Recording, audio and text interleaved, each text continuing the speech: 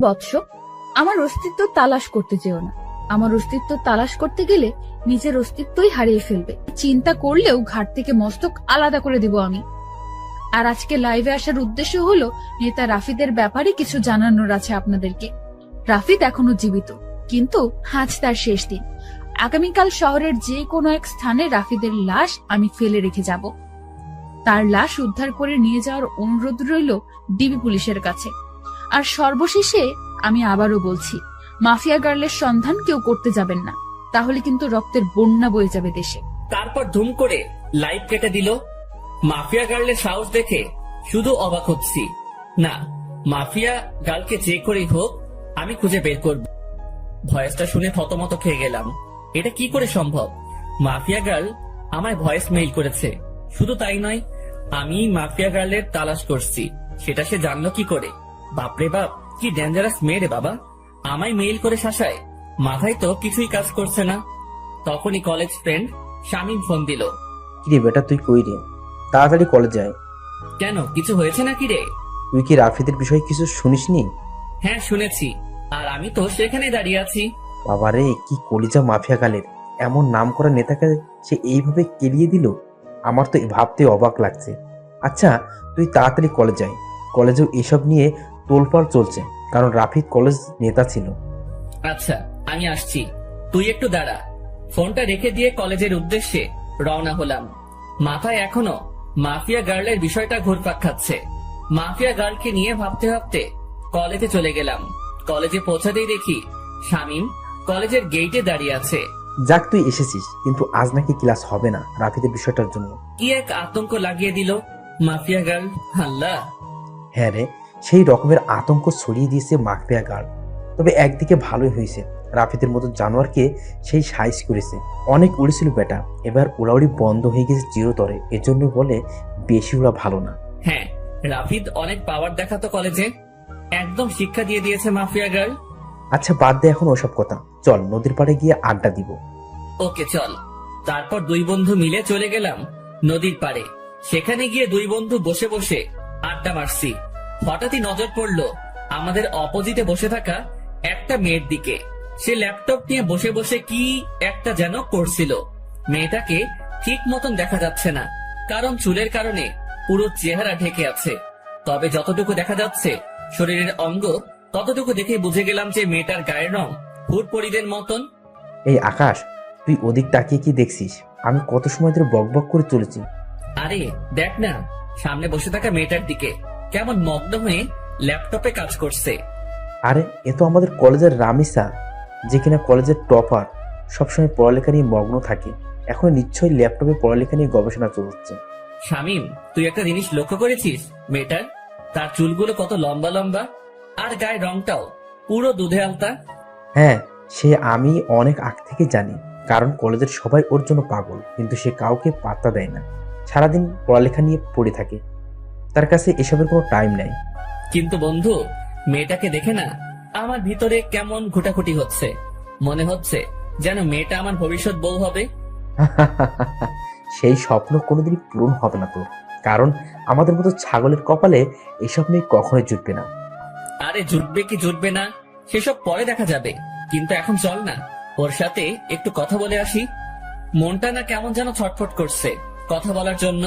আরে ভাই, তোর কি মনে হয় সে আমাদের সাথে কথা বলবে? ভাই তাও চল না প্লিজ।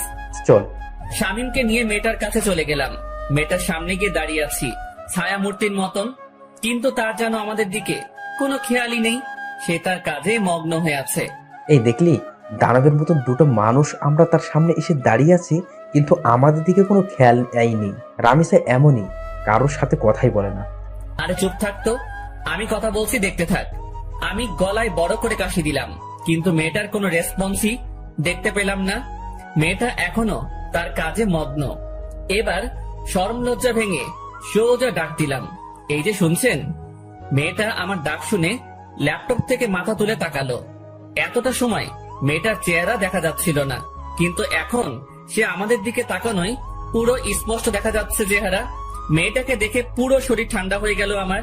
ও আল্লাহ, এটা তো মেয়ে না, এটা তো পরিপালক থেকে ভুল করে নেমে আসা কোনো হুটপড়ি। জি বলুন। আমি মেয়েটার দিকে চোখ বড় বড় করে তাকিয়ে আছি। আমার তো পুরো দুনিয়াদারি যেন নিমিষেই থমকে গেল। আমি চুপচাপ তাকিয়ে আছি মেয়েটার দিকে। তখনই সাইড থেকে শামীম ধাক্কা দিয়ে বলল, আরে আকাশ, তুই কোথায় হারিয়ে গেলি? হ্যাঁ, শামীমের কথায় হুঁশ ফিরে আসলো। না না, আমি এখানে আছি, কোথাও হারাইনি। না হারালে বোবার মতন ওর দিকে ড্যাব ড্যাব করে তাকিয়ে আসিস যে। শামীম কথা শেষ না করতেই পাশ থেকে মেয়েটা আবার বলে উঠল, জি, কিছু বলবেন? না না, কিছু বলবো না, আপনাকে শুধু চেয়ে চেয়ে দেখবো। মানে বুঝলাম না।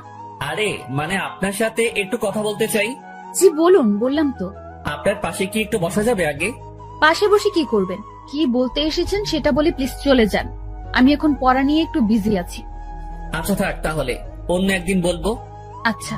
মেয়েটা আবার ল্যাপটপে মাথা গুজে দিল, আর আমি বোকার মতন সেখানে ঠায় দাঁড়িয়ে আছি। আমার যেন ঘুমই কাটছে না। মেয়েটাকে দেখার পর থেকে পুরোপুরি মাতাল হয়ে গেছি আমি। এই আকাশ, চল এবার। না, আমি যাব না, তুই যা। মানে কি আকাশ, এখানে দাঁড়িয়ে দাঁড়িয়ে কি করবি শুনি? মেয়েটাকে তাকিয়ে তাকিয়ে দেখবো। আকাশ, তোর মাথা কি খারাপ টারাপ হয়ে গেল নাকি? কি সব আবল তাবল বলছিস? হ্যাঁ, হ্যাঁ, হয়তো হয়ে গেছে। ওহ আল্লাহ, কোন পাগলের পাল্লায় পড়লাম আমি। আচ্ছা শামীম, একটা কথা বলি। হ্যাঁ বল।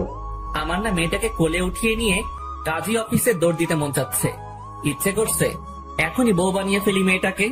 একটা ঠাটিয়ে লাগিয়ে দিব তোর গালে বেটা ফাজিল। চল তুই এখান থেকে। শামীম আকাশকে টেনে সেখান থেকে নিয়ে আসলো।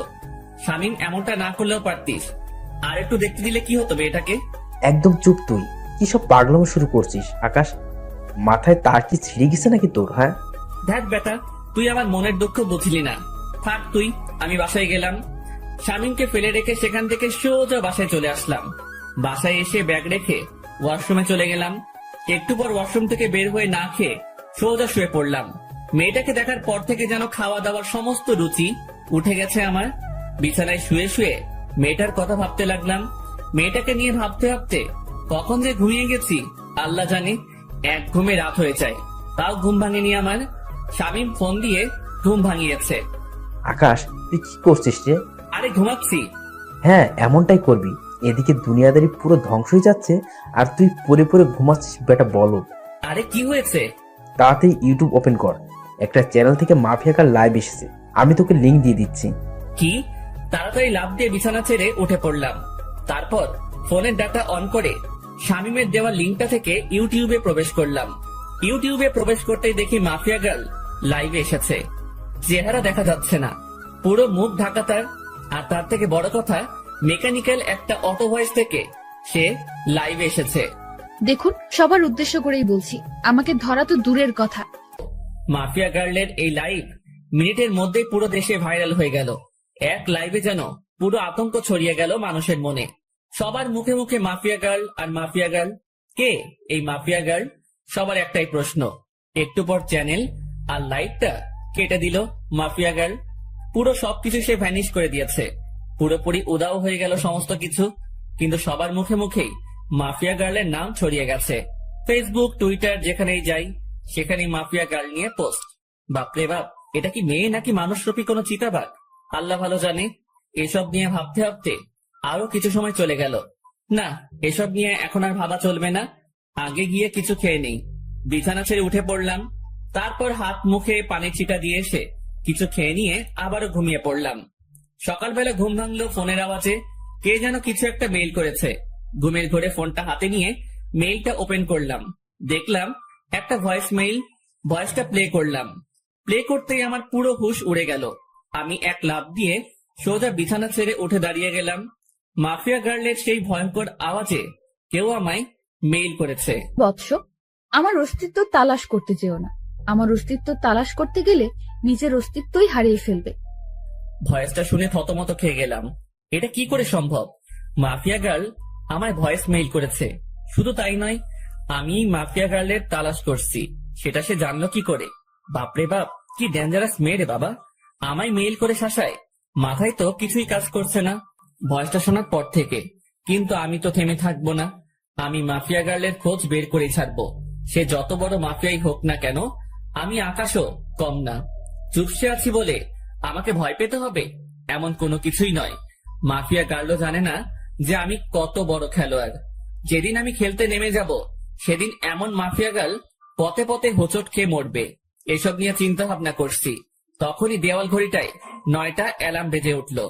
ও আল্লাহ, 9টা বেজে গেছে কখন? আমার তো কলেজ যেতে হবে। তাড়াতাড়ি বিছানা ছেড়ে উঠে পড়লাম। তারপর ফ্রেশ হয়ে হালকা পাতলা কিছু নাস্তা করে কলেজের উদ্দেশ্যে রওনা হলাম। হেঁটেই রওনা হয়েছি। আরে ধুর, আমার পরিচয় দিতে তো ভুলেই গেছি সবাইকে। চলেন পরিচয় পর্বটা শেষ করে ফেলি। আমি বরাবরের মতোই আকাশ, আপনাদের সাথে আছি। পড়াশোনার সুবাদে শহরে আলাদা বাসা নিয়ে থাকি, আর পুরো পরিবার, বাবা মা, ছোট বোন অন্য শহরে থাকে। আমি ইচ্ছা করেই এই কলেজে অ্যাডমিশন নিয়েছি। ইচ্ছা করে বলতে একটা রিজন আছে এই কলেজে অ্যাডমিশন নেওয়ার, সেটা গল্পের সাথে থাকলে জেনে যাবেন। সো এবার গল্পে ফেরা যাক। কলেজে পৌঁছে গেলাম। কলেজে পৌঁছাতেই দেখি গতকালে সেই রামিসা মেয়েটা গাছতলায় বসে বসে বই একটা হাতে নিয়ে পড়ছে। কোনো কিছু না ভেবেই মেয়েটার দিকে এগিয়ে গেলাম, কারণ এখনো ক্লাস শুরু হয়নি, আর ক্লাস হবে কিনা সেটাও সন্দেহ। মেয়েটার কাছে গিয়ে দাঁড়িয়ে আছি। মেয়ে আমায় দেখে আজ নিজ থেকে কথা বলল। কালকের বিষয়টা নিয়ে কিছু বলতে আসছেন বুঝি? না, তেমন কিছু না। মানে হ্যাঁ, মেয়েটার এমন ধারা কথা শুনে কি বলবো, সবটাই গুলিয়ে গেছে। তো বলুন। আচ্ছা, আপনার সাথে কি ফ্রেন্ডশিপ করা যাবে? না, ফ্রেন্ডশিপ করা যাবে না, কারণ আমি কোনো ছেলের সাথেই চলাফেরা করি না। প্লিজ না করিয়েন না, আমি কিন্তু একদম বাজে ছেলে না। তাও আমি পারবো না। তবে হ্যাঁ, পড়ালেখা নিয়ে টুকটাক কথা বলার প্রয়োজন হলে বলতে পারবেন। আচ্ছা ঠিক আছে। কিন্তু আপনাকে তো কলেজে নতুন মনে হচ্ছে। হ্যাঁ, আমি নতুন। 1 মাস আগে অ্যাডমিশন নিয়েছে এই কলেজে, অন্য কলেজ থেকে ট্রান্সফার হয়ে। তবে রেগুলার হয়েছি 1 সপ্তাহ হবে। কোন ইয়ারে অ্যাডমিশন নিয়েছেন? 2nd ইয়ারে। আপনি? ও, আপনিও তাহলে আমার সেম ক্লাস। তার মানে আপনিও 2nd ইয়ারে পড়েন? হ্যাঁ। আচ্ছা, এখন আমি একটু বিজি পড়া নিয়ে। আপনার সাথে পরে কথা হবে, কেমন? আচ্ছা ঠিক আছে, সে না হয় পরে কথা বলবো। কিন্তু একটা কথা, আমরা যেহেতু একই ইয়ারের, তাহলে তুমি করে বলা যায়। আমি আপনি ডেকে মজা পাই। আচ্ছা ঠিক আছে, যেমনটা আপনার মর্জি। সেখান থেকে চলে আসলাম। বাপরে বাপ, কি মেয়ে! ভাও এই দিচ্ছে না। আমার মনে জলে আগুন, আর সে বাজায় সাপের বিন। তবে সমস্যা নেই, তোমায় তো আমি নিজের করেই ছাড়বো। তোমায় নিজের মনে ফিক্সড করে নিয়েছি, বিয়ে করলে তোমায় করব। সেখান থেকে আসতে না আসতেই শামীম কলেজের গেট দিয়ে প্রবেশ করলো। কিরে, তুই এখন এলি? এই তো একটু আগে। আচ্ছা চল ক্যান্টিনের দিকে যাই। কলেজের পরিবেশ দেখে তো মনে হচ্ছে না যে আজ ক্লাস হবে। আমারও তাই মনে হচ্ছে। চলো তাহলে ক্যান্টিনেই যাই। তারপর দুজন মিলে ক্যান্টিনে চলে গেলাম। কলেজে যেদিন অ্যাডমিশন নিয়েছি সেদিনই শামীমের সাথে আমার পরিচয় হয়েছে। অল্প কয়েকদিনে খুব ভালো বন্ধু হয়ে উঠেছি আমরা। 2 বন্ধু মিলে ক্যান্টিনে বসে বসে কফি খাচ্ছিলাম। তখনই আশেপাশের লোকজন সবাই একদিকে দৌড়ে ছুটে যাচ্ছে। একজনকে ডেকে জিজ্ঞেস করলাম, ভাই কি হয়েছে, আপনারা এভাবে দৌড়াচ্ছেন কেন? আরে ভাই, আপনারা কোন দুনিয়ায় থাকেন? হ্যাঁ, যে কোনো কিছুই বলতে পারেন না? ভাই, এই দুনিয়াতেই আছি, কিন্তু কি হয়েছে সেটা তো বলবেন। আরে মাফিয়া গার্ল রাফিদকে মেরে ওর লাশ চৌরাস্তার মোড়ে লটকে রেখে দিয়ে গেছে। লোকটার কথা শুনে মাথায় বড়সড় একটা বাজ পড়লো। মাফিয়া গার্ল সত্যি তাহলে রাফিদকে মেরে ফেলেছে? শামীম, চল তো তাড়াতাড়ি। হ্যাঁ চল। শামীমকে নিয়ে তাড়াতাড়ি চৌরাস্তার মোড়ে চলে গেলাম। সেখানে গিয়ে দেখি কয়েক হাজার মানুষ একত্রে জমা হয়েছে, আর চৌরাস্তার মোড়ে একটা বড় গাছের উপরে রাফিদের লাশ ঝুলছে। রাফিদের লাশ দেখে নিজেরই কলিজা কেঁপে উঠলো। একটা মেয়ের পক্ষে কি করে সম্ভব এটা? একটা মেয়ে শহরের নামকরা নেতাকে এমন বিভৎসভাবে মারলো যে দেখে বিশ্বাসই হচ্ছে না। চুপচাপ সেখানে নীরব দর্শকের মতন দাঁড়িয়ে আছি। ডিবি পুলিশ রাফিদের লাশ গাছ থেকে নামাচ্ছে। রাফিদের সারা শরীরে স্পট। মানুষজনকে ঠেলে ডিবি পুলিশের দিকে এগিয়ে গেলাম। ডিবি পুলিশ রাফিদের লাশ মাটিতে নামালো। তাকে মাটিতে নামিয়ে শরীরের তল্লাশি চালিয়ে দেখে রাফিদের পকেটে একটা চিঠি, যেটাতে লেখা আছে, আজ দুপুর 3টায় আমি কালকের ন্যায় লাইভে আসবো, সবাই তৈরি থাকেন ধামাকার জন্য। মাফিয়া গার্লের চিঠি পড়ে সবার চোখ কপালে উঠে গেল। কি করতে যাচ্ছে মাফিয়া গার্ল? রাফিদকে তো মেরে ফেলেছে, আবার কি নতুন করে ধামাকা দিবে সে? না, আজ লাইভ দেখতে হবে। এদিকে ডিবি পুলিশ সবার স্থান ত্যাগ করতে বলল। সবাই যে যার মতন চলে গেল। আমিও চলে আসলাম বাসায়। কলেজের দিকে আর গেলাম না। বাসায় এসে 3টা বাজার অপেক্ষা করছি। দুপুর 3টা বাজতে আর 2 মিনিট বাকি। তখনই মাফিয়া গার্লের সেই ইউটিউব লিংকে ক্লিক করলাম, আর চ্যানেলটা ওপেন হয়ে গেল। 3টা বেজে গেছে, আর সাথে সাথে চ্যানেলটা থেকে মাফিয়া গার্ল লাইভে চলে আসলো। সে গতকালের ন্যায় মেকানিক্যাল একটা টোন ব্যবহার করে লাইভে এসেছে। আমি জানি আপনারা সবাই আমার লাইভের জন্য অপেক্ষা করছেন। সো অপেক্ষার প্রহর কেটে গেছে, আমি চলে এসেছি। এবার হবে আসল ধামাকা। আপনারা সবাই রাফিদের লাশ তো পেয়ে গেছেন, এবার লিস্টে রয়েছে এসপি ওসমান। তার মরার পালা চলে এসেছে। এসপি ওসমান, মৃত্যুর জন্য তৈরি হয়ে নে। এবার তোকে আমার হাত থেকে কেউ রক্ষা করতে পারবে না। সমাজের আড়ালে লুকিয়ে থাকা সব কটা মুখোশধারীকে এইভাবে ভয়ানক মৃত্যুদণ্ড দিব আমি। কেউ তোদেরকে আমার হাত থেকে বাঁচাতে পারবে না। আর শুনে রাখেন সকলেই, আমি কোনো খারাপ কাজ করছি না, সমাজের নষ্টাগুলোকে বেছে বেছে সাজা দিচ্ছি। এসপি ওসমানের মৃত্যুর পর বাকি টার্গেটের নাম আমি বলে দিব। এসব কিছু আমি সমাজের ভালোর জন্যই করছি। তবে হ্যাঁ, আমার পার্সোনাল একটা মাকসাদ আছে, সেটা হলো আমি আগুনের সাথে দেখা করতে চাই এসব করে। সে যেন নিজেই আমার কাজকর্ম দেখে আমার সাথে দেখা করে। যতদিন না সে আমার সাথে দেখা করবে ততদিন আমি এইরূপ কাজ করেই যাব। মাফিয়া গার্লের মুখে আগুন নামটা শুনে ভিতরে ছ্যাত করে উঠল। আল্লাহ, এ তো দেখি উল্টো চক্র। যেখানে মাফিয়া গার্লকে আমি খুঁজছি সেখানে সে উল্টো আগুনের তালাশ করছে। না, মাফিয়া গার্লের খোঁজ বের করতেই হবে, যে করে হোক না কেন। আমি মাফিয়া গার্লকে খুঁজে বের করবই। তবে আগে মাফিয়া গার্লের পরিশেষটা শুনি, সে কি বলতে চাই। আগুন, আপনি যেখানেই আছেন না কেন, আপনি যদি আমার তালাশ না করেন তাহলে এসব কোনোদিনও বন্ধ করব না আমি। একটা কোডিং দিয়ে গেলাম আমার, 2244। এই কোডিংটা আপনি ছাড়া কেউ বুঝবে না, সো নিজেই আমার খোঁজ বের করুন। মাফিয়া গার্লের কোডিং শুনে আরো মাথা খারাপ হয়ে গেল। মাফিয়া গার্ল চাইছেটা কি, কিছুই তো মাথায় কাজ করছে না। সে আগুনের সাথে দেখা করতে চায়, তার উপরে আবার সে নিজের লিড কোড ইউজ করছে। মাথা তো পুরো কাজ করা বন্ধ করে দিয়েছে, আর কিছুই যেন ভাবতে পারছি না। মাথা পুরো জ্যাম হয়ে গিয়েছে। মাফিয়া গার্ল লাইভ কেটে দিয়ে বের হয়ে গিয়েছে। এদিকে আমার মাথায় প্যাটার্ন পড়ে গেছে, মস্তিষ্ক পুরো নিস্তেজ হয়ে গেছে আমার। না, আর না, আগে নিজেকে একটু রিল্যাক্স করি, পরে না হয় মাফিয়া গার্লকে নিয়ে ভাবা যাবে। ডাটা অফ করে দিয়ে শুয়ে পড়লাম। এখন একটু ঘুমাবো, পরে না হয় ঘুম থেকে উঠে বিষয়টা নিয়ে ভাবা যাবে। যেমন ভাবা তেমন কাজ, সব চিন্তা একপাশে রেখে ঘুমিয়ে পড়লাম। বিকাল বেলায় ঘুম থেকে উঠে বাহিরে চলে গেলাম। মাথা কেমন যেন ভারী হয়ে আছে। তাড়াতাড়ি কাকুর দোকানে যেতে হবে আমার, না হয় মাথা ঠিক হবে না।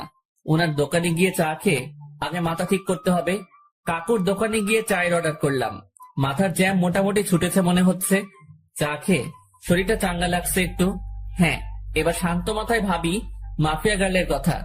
আচ্ছা, মাফিয়া গার্ল আমার খোঁজ কেন করছে? কি চাই সে আমার কাছে? আর কেনই বা সে এসব কর্মকাণ্ড করছে?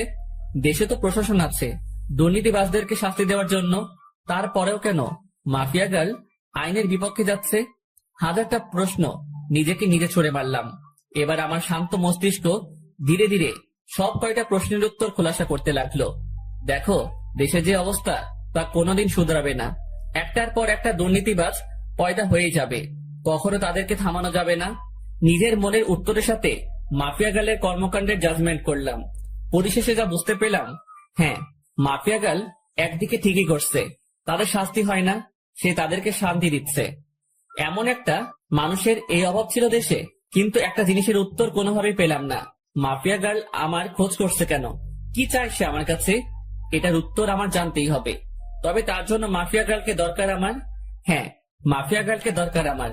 মাফিয়া গার্ল, তুমি অপেক্ষায় থাকো, জলদি দেখা হচ্ছে তোমার সাথে। কাকুর দোকান থেকে উঠে চলে এলাম। ভিতরে খালি একটা জিনিসই কাজ করছে, মাফিয়া গার্লের খোঁজ বের করা। হ্যাঁ, সেটা আমি অতি শীঘ্রই বের করে ফেলবো। তারপর হবে আসল খেলা। যদি অসাধু কোনো মতলব থাকে আগুনকে নিয়ে মাফিয়া গার্লের, তখন মাফিয়া গার্ল বুঝতে পারবে যে কত ধানে কত চাল। আগুনও কোনো ফেলনার জিনিস না, সেটা সে তখন হারে হারে টের পাবে। তবে তার একটা হেস্তনেস্ত করবই আমি। সে আগুনকে হয়রানি করিয়েছে, সে জানে না যে সে আগুন নিয়ে খেলা করছে। যে আগুন বছর 3 আগে জ্বলে উঠেছিল, সেদিন কয়েক শতাধিক মানুষের চোখে মুখে ছিল কান্না, আর আতঙ্কে ছিল পুরো দেশ। আর সে আগুনকে মাফিয়া গার্ল নামক 2 দিনের একটা মেয়ে ফোর্স করে দেখা করার জন্য। এটার মজা তাকে বুঝাবো আমি। এসব নিয়ে ভাবতে ভাবতে বাসায় চলে এলাম। বাসায় এসে কিছু সময় বই নিয়ে ঘাটাঘাটি করে উঠে পড়লাম। তারপর খেয়ে দিয়ে বিছানায় পিঠ এলিয়ে দিলাম। শুয়ে শুয়ে ফেসবুকিং করছি, নিউজ ফিড ঘাটছিলাম। তখনই মাফিয়া গার্লকে নিয়ে একটা পোস্ট সামনে এলো। কে যেন গ্রুপে মাফিয়া গার্লকে নিয়ে পোস্ট করেছে। পোস্টের ক্যাপশনে লেখা, mafia girl is the best women in the world. ইস, আমিও যদি মাফিয়া গার্লের মতন হতে পারতাম পোস্টটা দেখে একটা রিয়াকশন মনে পড়লো, বাবা গো বাবা, টুরু লাভ। আরে বেটা, তোর যদি এতই মাফিয়া গার্লের মতন হওয়ার ইচ্ছা, তাহলে লিঙ্গ পরিবর্তন করে মাফিয়া গার্লের মতন কাজকর্ম শুরু করলেই পারিস। যত সব বিরক্তিকর পোস্ট, মাথা পুরো বিগড়ে যাচ্ছে মানুষের আহ্লাদ দেখে। কি যে পেয়েছে মানুষ মাফিয়া গার্লকে নিয়ে, আল্লাহ। যেখানে যাই সেখানেই মাফিয়া গার্ল আর মাফিয়া গার্ল, পুরো ডিসকাস্টিং। বাঙালি কিছু একটা পেলেই ভার্চুয়াল জগতে তোলপাড় শুরু করে দেয়, বিশেষ করে ফেসবুকে। বিরক্ত নিয়ে ফেসবুক থেকে বের হয়ে আসলাম, তারপর ঘুমিয়ে গেলাম। পরের দিন সকালবেলায় উঠে কলেজে চলে গেলাম, কিন্তু আমি আমার খোঁজ চালু করে দিয়েছি। মাফিয়া গার্লের খোঁজ করতে করতে 2-1 দিন কেটে গেল। অনেক চেষ্টা চালিয়েছি মাফিয়া গার্লের খোঁজ বের করার, কিন্তু কোন রকমেই খোঁজ বের করতে পারলাম না। কিন্তু আমি হাল ছাড়বো না। তবে একটা কথা, আমি যদি পাওয়ার খাটাই তাহলে ঘন্টা খানিকের মধ্যে মাফিয়া গার্লের খোঁজ পেয়ে যাব আমি। কারণ আমার জন্য কোনো কিছুই অসম্ভব নয়। আমি সেই খতরনাক খেলাড়ি যে কিনা অনেক বড় বড় মাপের মানুষের হাল খারাপ করে দিয়েছি। আমি সেই আগুন। আমি একবার হাতের ইশারা করলেই মাফিয়া গার্লকে আমার সামনে নিয়ে চলে আসবে আমার ছেলে পেলে। কিন্তু আমি চাই না পাওয়ার খাটাতে, আমি চাই নিজের বলে ওকে বের করব। আর তাছাড়া পাওয়ার খাটাতে গেলে আমার অতীত সামনে চলে আসবে, কিন্তু আমি চাই না আমার অতীত সামনে আসুক। তাই চুপিসারে খোঁজ চালাতে থাকলাম। এভাবে আরো কয়েকটা দিন কেটে গেল। আমি মাফিয়া গার্লের খোঁজ চালু রাখলাম, এখনো তাকে বের করতে পারিনি। তবে হঠাৎ একদিন আরেকটা ভয়ঙ্কর ঘটনা সামনে এলো। মাফিয়া গার্ল সেই এসপি কে মেরে ফেলেছে। শুধু তাই নয়, রাফিদের থেকে বিভৎসভাবে মেরেছে তাকে। এসপি কে মেরে তার যৌনাঙ্গ কেটে মুখের সাথে সেলাই করে দিয়ে কারেন্টের খাম্বায় লটকে রেখেছে। সাথে গলার মধ্যে একটা নেম প্লেট ঝুলিয়ে দিয়েছে, যাতে লেখা আছে, আমি এসপি এনামুল, দুর্নীতির জন্য আজ আমার এমন ভয়াবহ মৃত্যু হয়েছে। এবার তো আরো আতঙ্ক ছড়িয়ে গেল। আগেরবার রাফিদ, এবার প্রশাসনিক কর্মকর্তা। এমন কর্মকাণ্ড করে মাফিয়া গার্ল এবার আরো ভাইরাল হয়ে গেল দেশে। এদিকে আমার মাথায় তো বাজ পড়েছে মতন অবস্থা। না, এবার আর চুপ থাকবো না। মাফিয়া গার্লকে এবার টেনে হেসড়ে বের করে আনবো আড়াল থেকে। আমি এসব নিয়ে ভাবছিলাম, তখনই শামীমের ফোন। কিরে, তুই কই রে? চৌরাস্তার মোড়। কেন? রামিসা তোর খোঁজ করছে, তাড়াতাড়ি কলেজে আয়। হঠাৎ রামিসা আমার খোঁজ করলো কেন? তা আমি জানবো কি করি? তুই কলেজে এসে ওর খোঁজ জেনে নে, সে কেন তোর খোঁজ করছে। ওকে, আমি আসছি। ফোনটা রেখে দিয়ে কলেজের উদ্দেশ্যে রওনা দিলাম। আজ 2 দিন কলেজে যাওয়া হচ্ছে না, কারণ শরীর একটু অসুস্থ। তার থেকে বড় কথা, মাফিয়া গার্লের খোঁজ করছি আমি। কিন্তু এখন শামীম ফোন দিয়ে যেতে বলল, তাড়াতাড়ি কলেজে চলে গেলাম। কিরে, রামিসা কই? ওই যে ওই দিকটাতে বসে আছে। আচ্ছা, আমি দেখে আসছি কেন ডেকেছে সে। শামীমকে রেখে রামিসার কাছে চলে গেলাম। এই যে, কেন খোঁজ করেছো আমায়? কেন, আপনি জানেন না? আমি জানবো কি করে যে তুমি আমার কেন খোঁজ করেছো? আমাকে একটা অ্যাসাইনমেন্ট দেখিয়ে দিতে বলেছিলেন যে, মনে নেই? সেটা আমি করে এনেছি বাসা থেকে। Oh my God, Ramisa, sorry sorry sorry. আমি আসলে সত্যিই ভুলে গিয়েছিলাম জিনিসটা। পাঠকটা হয়তো ভাবছেন যে তাকে আমি কখন অ্যাসাইনমেন্ট দেখিয়ে দিতে বলেছি, আর তার সাথে আমার কথা হলো কি করে। আসলে হলো যে সে আমায় যখন বলেছে পড়াশোনার বিষয় নিয়ে চাইলে বন্ধুত্ব করতে পারে সে, তারপর তার সাথে আমি সেই রূপ বন্ধুত্ব করি। কারণ কোনো কিছু হতে হলে তার সাথে আগে মিশতে হবে আমাকে। তাই আমি পড়াশোনার বাহানা দিয়ে তার সাথে মিশেছি। অনেক কষ্ট হয়েছে তার সাথে মিশতে। শুরুতে তো রাজি হয়নি, পরে পড়াশোনার বুঝিয়ে নেওয়ার বাহানা করে মিশেছি। এই যে কি হলো, চুপ হয়ে গেলেন যে? আরে না, তেমন কিছু না। আচ্ছা, নেন খাতাটা, এটার মধ্যে আমি করে দিয়েছি। অনেক অনেক ধন্যবাদ রামিসা। তারপর রামিসার হাত থেকে খাতাটা নিলাম, কিন্তু হঠাৎ চোখ গেল তার হাতের আঙুলের দিকে। আঙুলের পাশে একটা সামান্য করে কালো দাগ, যে দাগটা আমার মোটামুটি পরিচিত। কার হাত যেন দেখেছি আমি এমন একটা কালো দাগ। দেবাঙ্গে প্রেসার দিলাম, তখনই মনে পড়লো মাফিয়া গার্ল যখন লাইভে এসেছিল তখন তার হাতেও এমন একটা কালো দাগ ছিল। যদিও তার চেহারা কালো কাপড়ে ঢাকা ছিল, কিন্তু আঙুলের পাশের কালো দাগটা স্পষ্ট দেখা গিয়েছিল। মাথা পুরো চক্কর দিয়ে উঠলো জিনিসটা ভাবতেই। তার মানে কি এই রামিসাই সেই মাফিয়া গার্ল?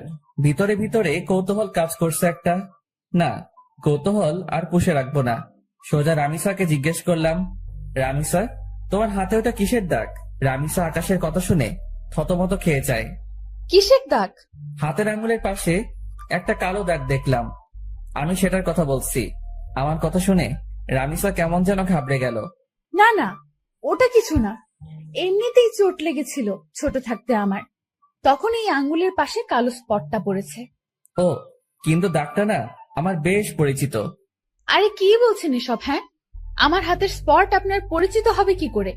আপনার কি মাথা গেছে নাকি? হ্যাঁ, না, মাথা যায়নি। আচ্ছা থাক, বাদ দাও এখন এসব কথা। এখন ওঠা যাক, কারণ অ্যাসাইনমেন্ট করে দিয়েছো, সেটা বাসায় গিয়ে খাতায় উঠাতে হবে। আচ্ছা ঠিক আছে, আপনি যান, আমি আরো কিছু সময় এখানেই বসে পড়বো। আচ্ছা। তারপর সেখান থেকে চলে এলাম, কিন্তু মনের ভিতর কেমন যেন একটা খটকা লাগছে। মাফিয়া গার্লের হাতে যেমন কালো দাগ, ঠিক তেমন কালো দাগ রামিসার হাতে। এটা কি করে সম্ভব?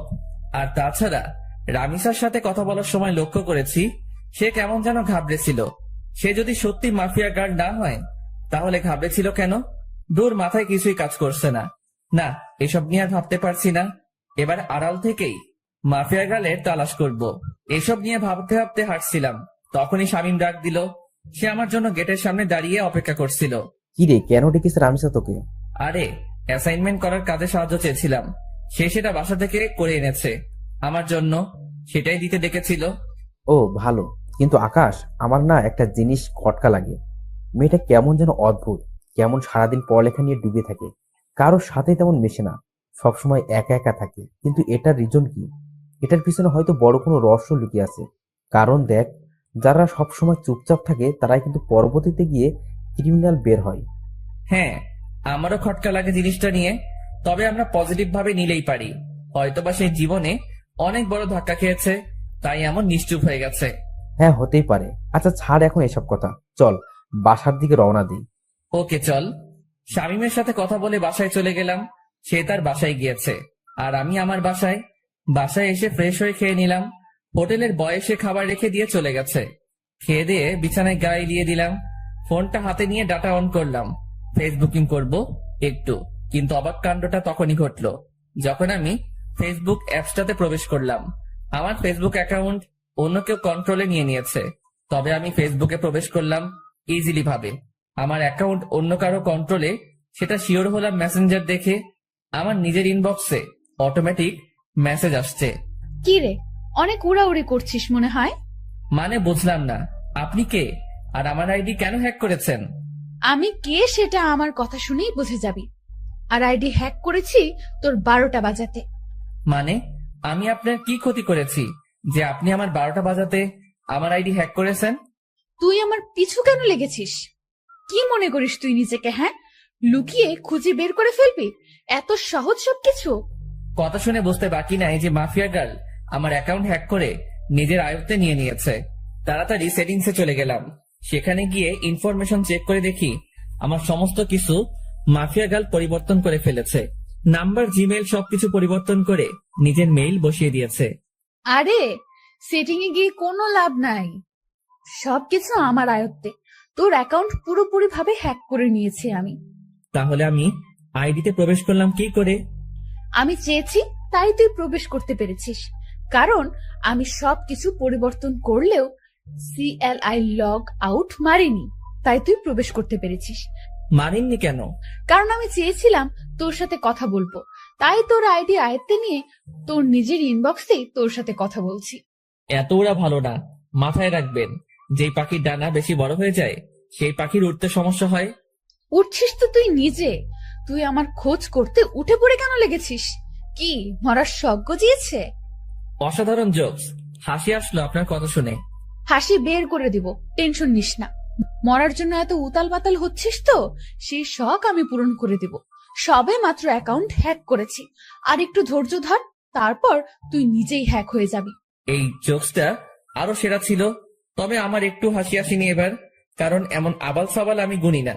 আর আপনি যত বড় মাফিয়া হন না কেন, সেসব আমার দেখার বিষয় না। সো আমার ভয় দেখাতে আসিয়েন না। আপনার মতন অনেক বড় বড় খিলাড়ি দেখেছি আমি।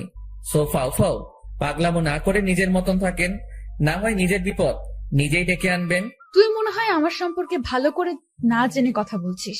আপনার সম্পর্কে না জেনে কথা বলছি না, বরং আপনি আমার সম্পর্কে না জেনে কথা বলছেন। শুনেন, কারোর সাথে পাঙ্গা নেওয়ার আগে দেখে শুনে নিবেন, না হয় পরে দেখা যাবে বিপরীত পক্ষ বাপ লেভেলের মানুষ। সো বুঝে শুনে পাঙ্গা নেন। বাপ না চিনে পাঙ্গা নিতে আসবেন তো সোজা বাসমারা খাবেন। হারামির বাচ্চা, তুই সত্যিই মরবি। মাফিয়া গার্লের সাথে বেয়াদবি করার ফল তুই পাবি।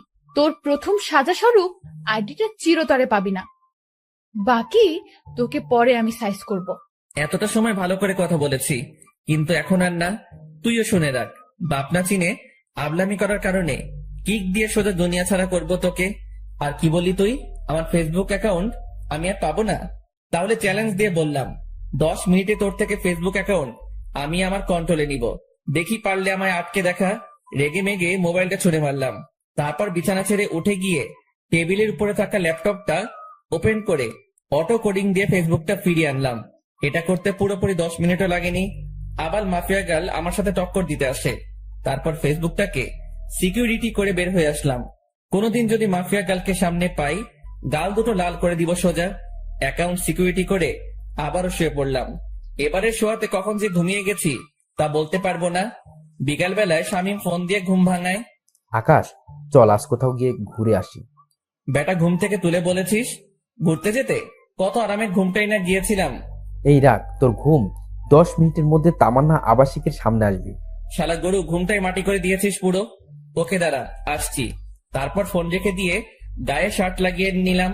তারপর জায়গা মতন চলে গেলাম। সেখানে গিয়ে দেখি শামীম আগে থেকে হাজির। বাহ, মহারাজ এসেছেন। তোর বেটা, শান্তির ঘুমটা শেষ করলি আমার। হ্যাঁ, তোমার শান্তির ঘুম এই খালি নষ্ট করে মানুষ।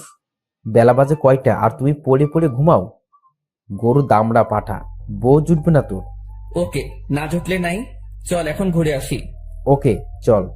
তারপর দুজন মিলে ঘুরতে চলে গেলাম। অনেক রাত পর্যন্ত দুজন মিলে ঘোরাঘুরি করেছি। রেস্টুরেন্টেও খেয়েছি। সমস্ত বিল শামীম দিয়েছে। রাত বাজে 10টা। ঘোরাঘুরি শেষ করে দুজন দুজনের বাসায় চলে এলাম। বাসায় এসে হাত মুখ ধুয়ে ফ্রেশ হয়ে শুয়ে পড়লাম। শরীর অনেক ক্লান্ত, তাই শুতেই ঘুমিয়ে গেছি। সকালবেলায় ঘুম থেকে উঠে রেডি হয়ে কলেজে চলে গেলাম। কলেজে গিয়ে দেখি গেটের মধ্যে রামিসা দাঁড়িয়ে আছে। সে আমাকে দেখতে পেয়ে, যাক, ভালোই হয়েছে, চলেন আমার সাথে, আমার কিছু কথা আছে। বাহ, আজ সূর্য কোন দিকে উঠেছে। আচ্ছা চলো। দুজনে একপাশে চলে গেলাম। হ্যাঁ, এবার বলো। আমি আপনার সাথে বন্ধুত্ব করতে চাই। রামিসার কথা শুনে সত্যি মনে হচ্ছে সূর্য আজ উল্টো দিকে ধরে উঠেছে। এই এই কি হয়েছে বলো তো? তুমি আজ নিজ থেকে আমার সাথে ফ্রেন্ডশিপ করতে চাইছো, কারণ কি? তুমি তো পড়ার বিষয় ছাড়া কোনো কিছু নিয়ে কথা বলতে বারণ করেছো। দেখুন, আসলে আমার জীবনে অনেক বড় একটা ধাক্কা খেয়েছি আমি, তাই কাউকেই আর বিশ্বাস করতে পারি না আমি। অনেক ভয় হয় আমার, কিন্তু আপনাকে আমার অনেক বিশ্বাস হয়, তাই আমি আপনার সাথে বন্ধুত্ব করতে চাই। কি নিয়ে ধাক্কা খেয়েছো? তা না হয় পরে কোনো একদিন বলবো না। এখন কি বন্ধুত্ব করবেন আমার সাথে? আচ্ছা। আচ্ছা মানে কি ধরে নিব আমি? বন্ধুত্ব করেছেন? হ্যাঁ, কিন্তু তাহলে তুমি আমায় আপনি বলতে পারবে না, তুমি করে বলতে হবে। ওকে, আপনি বলবো না, তুমি করেই বলবো।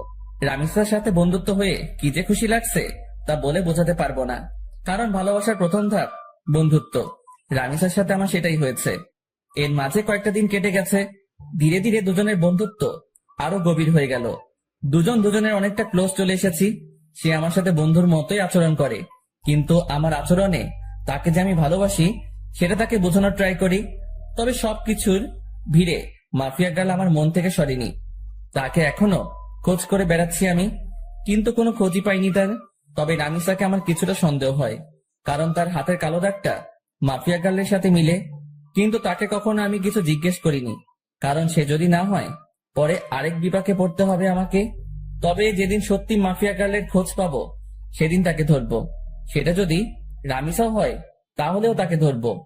এভাবেই দিন কাটতে থাকে। একদিন সকালবেলা ঘুম থেকে উঠে কলেজে যাওয়ার জন্য ফ্রেশ হচ্ছি। ব্রাশ হাতে নিয়ে ওয়াশরুমে দাঁড়িয়ে দাঁড়িয়ে দাঁত ব্রাশ করছিলাম। হঠাৎই ওয়াশরুমের আয়নায় কিছু একটা চোখে পড়লো। ভালো করে লক্ষ্য করে দেখলাম আমার পিছন বরাবর মাস্ক পরে কেউ একজন দাঁড়িয়ে আছে। মাস্ক আর চেহারার আকৃতি দেখে বুঝতে বাকি রইল না আমার যে আমার পিছনে মাফিয়া গার্ল দাঁড়িয়ে আছে। আজ মাফিয়া গার্লের শেষ দিন, কেমন ঘটিয়ে দিব আজ মাফিয়া গার্লের।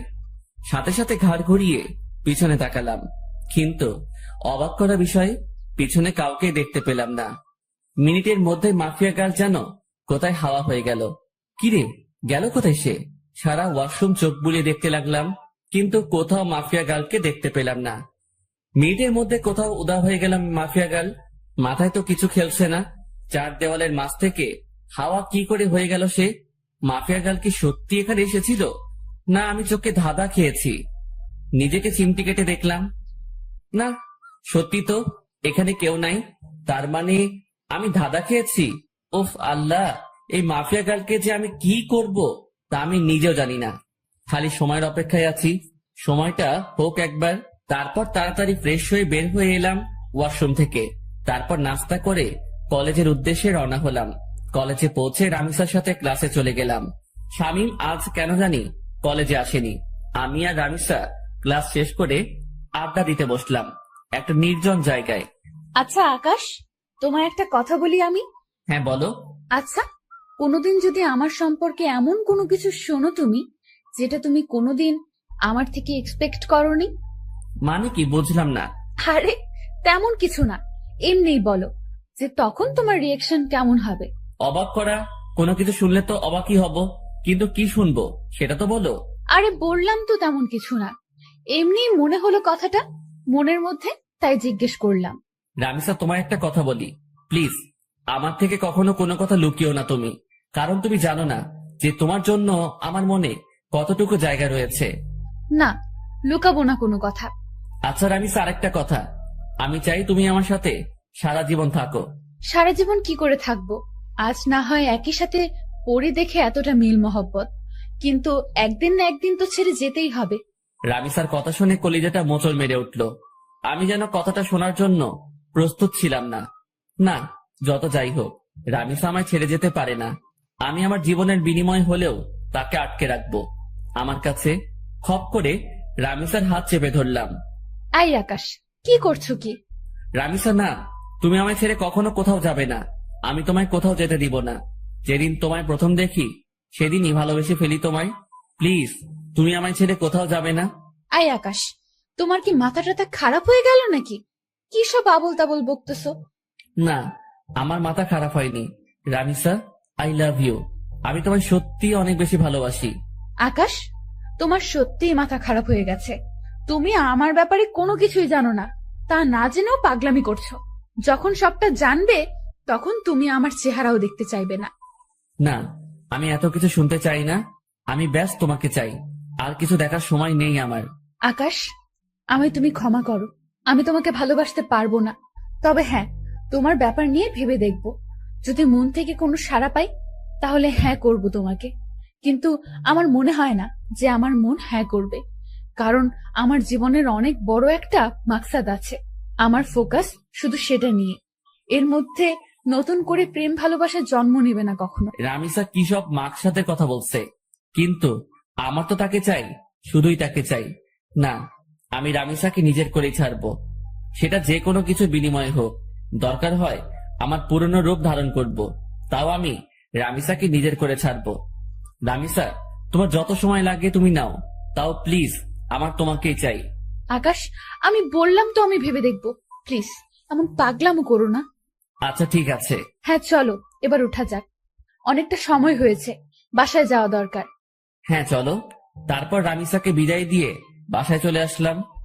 বাসায় এসে ফ্রেশ হয়ে খেয়ে দিয়ে নিত্যদিনের রুটিন ফ্লো করলাম। শুয়ে শুয়ে কিছুটা সময় ফেসবুকিং করব, তারপর ঘুমিয়ে পড়ব। আজকেও একটা অবাক করা কাণ্ড ঘটলো ফেসবুকে ঢোকার সাথে সাথে। আজকে মাফিয়া গার্ল আমার ফেসবুক অ্যাকাউন্ট হ্যাক করার চেষ্টা করেছে, কিন্তু করতে পারিনি, কারণ আমি টাইট সিকিউরিটি করে রেখেছি। কারোর বাপের সাধ্য নাই যে আমার অ্যাকাউন্ট হ্যাক করবে এখন। তৎক্ষণাৎ একটা মেইল আসলো মাফিয়া গার্ল নামক একটা ব্ল্যাঙ্ক জিমেইল থেকে। নিজেকে অনেক বড় কিছু ভাবিস তুই, আমিও দেখব তুই কতদিন নিজেকে গুটিয়ে রাখতে পারিস। মেইলটা দেখে চরম লেভেলের মেজাজ খারাপ হয়ে গেল। ইচ্ছে করছে মাফিয়া গার্লকে ধরে এনে কানের নিচে কয়েকটা লাগিয়ে দেই, কিন্তু তাকে পাবো কোথায়? তার কোনো ইনফরমেশনই তো আমার কাছে নেই।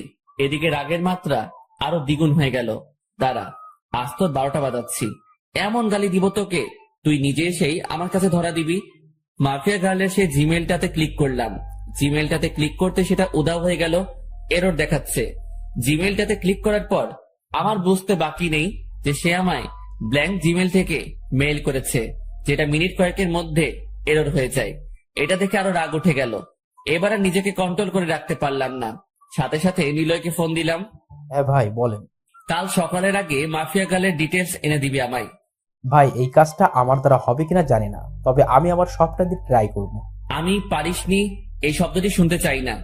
আমার মাফিয়া গার্লের ডিটেলস চাই। ওর রক্ত চুষবো আমি। তারপর ফোনটা রেখে দিলাম। মাফিয়া গার্ল এবার পালিয়ে যাবি কোথায় সেটা আমিও দেখব। তারপর সারা শরীর ভরা রাগ নিয়ে ঘুমিয়ে পড়লাম। বিকেল বেলায় ঘুম থেকে উঠে ফ্রেশ হয়ে কাকুর দোকানে চলে এলাম। কাকুর দোকানে বসে চা খাচ্ছি। তখনই পাশের কয়েকজন মানুষ বসে আলোচনা করছিল। আজ মাফিয়া গার্ল নাকি আবার লাইভে এসেছিল। লাইভে এসে শহরের নামকরা পলিটিশিয়ান ওবায়দুলকে নেক্সট টার্গেট বলে ঘোষণা করেছে। শুধু তাই নয়, আজও নাকি সে আগুনকে একটা মেসেজ দিয়েছে। আগুন যদি অতি শীঘ্রই তার সাথে যোগাযোগ না করে তাহলে সে শহরের সব কয়টা দুর্নীতিবাজকে একে একে মেরে ফেলবে। লোকগুলোর মুখে এসব শুনে মাথায় তো পুরো বাজ পড়েছে মতো অবস্থা। মাফিয়া গার্ল লাইভে এসে এত কিছু বলে গেল, অথচ আমি ঘুমিয়ে পুরো দুনিয়াদারি লাটে উঠিয়ে দিয়েছি। না, এবার তো কোনো হ্যাস্ত করতে হবে, কারণ আমার জানা মতে ওবায়দুল তো কোনো খারাপ পলিটিশিয়ান না। তাকে কেন টার্গেট বানিয়েছে সে? আগে যাদের মেরেছে তারা না হয় খারাপ ছিল, কিন্তু ওবায়দুল তো তাদের মতন না। এসব নিয়ে ভাবছিলাম, তখনই একটা পরিচিত নাম্বার থেকে ফোন এলো। বাবা কেমন আছিস? হ্যাঁ মা, ভালো। তুমি কেমন আছো? তোকে ছাড়া কি করে ভালো থাকি বল? সেই কবে বাড়ি ছেড়েছিস? আজ কতদিন হলো তোকে দেখি না। মা, তোমার ছেলে মানুষ হওয়ার জন্য খারাপ মা হলো ছেড়েছে, তাতে কষ্ট পাওয়ার কি আছে? তোমাদের তো আরো খুশি থাকার কথা। সে যাই হোক না কেন, কিন্তু কোনো মা তার সন্তানকে এতদিন না দেখে ভালো থাকতে পারে? মা প্লিজ মন খারাপ করিও না, আমি খুব তাড়াতাড়ি বাড়িতে আসবো। বাবা খুব তাড়াতাড়ি না, কালকে তুই বাড়িতে আয়। মা, কাল কি করে আসবো বলো? আমার ক্লাস চলছে তো। সেসব আমি জানি না, তুই কাল বাড়িতে আসবি। আম্মু প্লিজ এমন পাগলামো করে না। আমি বললাম তো আমি কয়েকদিনের মধ্যেই বাড়ি আসবো, তখন তুমি তোমার ছেলেকে মন ভরে দেখে নিও। আচ্ছা ঠিক আছে যা, কিন্তু খুব তাড়াতাড়ি আসবি বলে দিলাম কিন্তু। হ্যাঁ মা, খুব তাড়াতাড়ি আসবো। এবার রাখি কেমন? আচ্ছা। আম্মুর সাথে কথা বলে ফোনটা রেখে দিলাম। আজ কতদিন পর মায়ের সাথে কথা বললাম। আল্লাহ ভালো জানে সেই কবে বাড়ি ছেড়ে এসেছি, এখনো অব্দি বাড়ি যাইনি। মা আমায় দেখার জন্য কেমন উতাল পাতাল হয়ে আছে। না, কিছুদিনের মধ্যে একবার বাড়ি যাব আমি। কিন্তু আমি যেই কারণে বাড়ি ছেড়ে এসেছি সেটা এখনো হয়নি। বাসার লোক সবাই জানে আমি নিজের জীবন গোছানোর জন্য বাড়ি ছেড়েছি, কিন্তু এর পিছনেও যে একটা রহস্য লুকিয়ে আছে সেটা কেউ জানে না। তবে হ্যাঁ, আমি সাকসেস হয়ে ছাড়বো। তারপর নিজের বাসায় চলে এলাম। বাসায় এসে কিছুটা সময় বই নিয়ে ঘাটাঘাটি করে উঠে পড়লাম। কোনো কিছুতেই যেন মন বসছে না, কারণ কখন সকাল হবে আর কখন নিলয় আমাকে মাফিয়া গার্লের ডিটেলস দিবে সেই চিন্তায় খালি মাথায় ঘুরঘুর করছিল। যাক, কোন রকমে খেয়ে দিয়ে ঘুমিয়ে পড়লাম রাতে। সকাল হলেও মাফিয়া গার্লকে সেটা আমি জেনে যাব। সকালবেলায় ঘুম থেকে উঠে মোবাইলটা হাতে নিলাম। ফোনটা হাতে নিয়ে দেখলাম নিলয় আমার কয়েকটা ছবি মেইল করেছে। তাড়াতাড়ি মেইলটা ওপেন করলাম। মেইল করা ছবিতে ক্লিক করতে যা দেখলাম তাতে তো পুরো দুনিয়াদারি চক্কর খেতে লাগলো আমার। কারণ ছবির মানুষটা আমার খুব পরিচিত, যেই মুখটার মুখোমুখি কয়েক হাজারবার হয়েছে আমি নিজের চোখকে বিশ্বাস করাতে পারছি না যে এই মেয়েই সেই মাফিয়া গার্ল যাকে আমি চোখের সামনে কয়েক হাজারবার দেখেছি, যার সাথে আমার চরম লেভেলের উঠা বসা। সাথে সাথে নিলয়কে ফোন লাগালাম। নিলয়, তুই শিওর তো যে এই মেয়ে মাফিয়া গার্ল? ভাই, আজ পর্যন্ত আমার দেওয়া কোনো তথ্য কোনোদিন ভুল হয়েছে? না, হয়নি। কিন্তু এটা কি করে সম্ভব নিলয়? ঈশিতা কি করে এমনটা করতে পারে? ঈশিতা তো আমার কলেজ ফ্রেন্ড ছিল, যার সাথে দীর্ঘ কয়েক বছর কাটিয়েছি আমি। কলেজ লাইফ পুরোটাই তার সাথে কেটেছে আমার। কিন্তু সে পরবর্তীতে এমন ভয়ঙ্কর রূপ নিল কেন? আমার তো নিজের চোখকে বিশ্বাস করাতে অবাক লাগছে। না, হয়তো কোনো ভুল হচ্ছে নিলয় তোর। ভাই, আমি 100% সিউরিটি দিয়ে বলতে পারবো এই মেয়ে মাফিয়া গার্ল, আর আমি পুরোপুরি শিওর হয়েই আপনাকে বলছি। ঈশিতা এমন করতে পারে শুনে মাথাটা পুরো গোলক ধাঁধার মতন ঘুরপাক খাচ্ছে। ভাই, আপনার হয়তো বিশ্বাস হচ্ছে না, কারণ সে আপনার সাথে দীর্ঘ কয়েক বছর কাটিয়েছে, কিন্তু সত্যি এটাই যে সে মাফিয়া গার্ল। ঠিক আছে, ঈশিতাই যদি মাফিয়া গার্ড হয় তাহলে তার 12টা বাজাচ্ছি আমি। ওর আরো কিছু তথ্য বল, কারণ তার সাথে আমার বছর দুয়েক আগেই সমস্ত যোগাযোগ বিচ্ছিন্ন হয়ে গেছে। কারণ তারা বাসা পরিবর্তন করে অন্য কোথায় শিফট হয়ে গিয়েছে। এরপর আর কখনো যোগাযোগ হয়নি। ভাই, এরপর আর কোনো তথ্যই আমি পাইনি, কারণ এই মেয়ে সব জায়গা থেকে তার ইনফরমেশন হটিয়ে নিয়েছে। তার থেকেও ভয়ঙ্কর একটা কাণ্ড করেছে সে। কি করেছে? ভাই, এই মেয়ে প্লাস্টিক সার্জারি করে তার আগের চেহারা পরিবর্তন করে ফেলেছে। এই মেয়েকে এখন খুঁজে বের করা ইম্পসিবল আমার মতে। তবে আপনার দ্বারা হয়তো সেটা কষ্টের হবে না, কিন্তু ভাই মেয়ের মাথা ভয়ঙ্কর চাকর মতন চলাচল করে। গতকাল আপনি ফোন দেওয়ার পর আমি কম হলেও 50টার উপরে ছেলে লাগিয়েছি মাফিয়া গালের খোঁজ বের করার জন্য, কিন্তু অবশেষে সবাই খালি হাত ফিরেছে। কিন্তু একজন খালি তার কিছু ছবি কালেক্ট করেছে, তবে বর্তমান সময়ে সে দেখতে কেমন তার কোনো ছিটে ফোঁটা বা চিহ্ন খুঁজে পায়নি। আর হ্যাঁ ভাই, একটা কথা, এই মেয়ের নামের মতন তার কাজকর্মগুলো বেশ ভয়ঙ্কর। কারণ তার ইন্টারনেট ডাটাবেস আমি হ্যাক করে তথ্য বের করতে চেয়েছিলাম, কিন্তু কোনো মতে সেটা পসিবল হয় নাই। এই মেয়ে হ্যাকিং এরও মাস্টার। নীলয়ের মুখ থেকে ঈশিতার এইরূপ কর্মকাণ্ডের কথা শুনে এবার আর জায়গায় স্থির থাকতে পারলাম না। নিলয় কি বলল ঈশিতার সম্পর্কে এগুলা? যেই মেয়ে কলেজ লাইফে থাকতে এতটা সাদাসিধা ছিল, তার মধ্যে কয়েক বছরের ব্যবধানে এতটা হিংস্রতা কি করে আসতে পারে? মাথায় তো কিছুই খেলছে না। আচ্ছা নিলয়, আমি ফোন রাখলাম, পরে কথা হবে তোর সাথে। আর শোন, মাফিয়া গার্লের খোঁজ চালু রাখিস। আচ্ছা ভাই। নিলয়ের সাথে কথা শেষ করে ঠাই সেই জায়গাটাতেই দাঁড়িয়ে আছি। আমার যেন নিজের কানকেই এখনো বিশ্বাস করাতে পারছি না যে ঈশিতাই বর্তমান জগতের সবচাইতে খাতারনাক মাফিয়া, যার ভয়ে বড় বড় নেতারা এখন আতঙ্কে আছে। 8 ঘন্টা নাগাদ একই জায়গায় দাঁড়িয়ে আছি। ঝাটকাটা মারাত্মক লেভেলের ছিল, তাই হয়তো এখনো ঘোর কেটে উঠতে পারিনি। অনেকটা সময় পর সেন্স ফিরে এলো। না, আমার এখন উতলা হলে চলবে না, আমাকে ঠান্ডা মাথায় কাজ নিতে হবে। এখন আগে নিজেকে শান্ত করি, পরে মাফিয়া গার্লকে নিয়ে ভাবা যাবে। ফ্রেশ হতে চলে গেলাম। একটু পর ফ্রেশ হয়ে বের হয়ে এসে নাস্তা করে কলেজের উদ্দেশ্যে রওনা হলাম। আজও শামীম কলেজে আসেনি। হারামিটার কি যে হয়েছে কে জানে। মাফিয়া গার্লের টেনশনে শামীমকে আর ফোন দেওয়া হয়নি। এদিকে রামিসাকেও দেখছি না।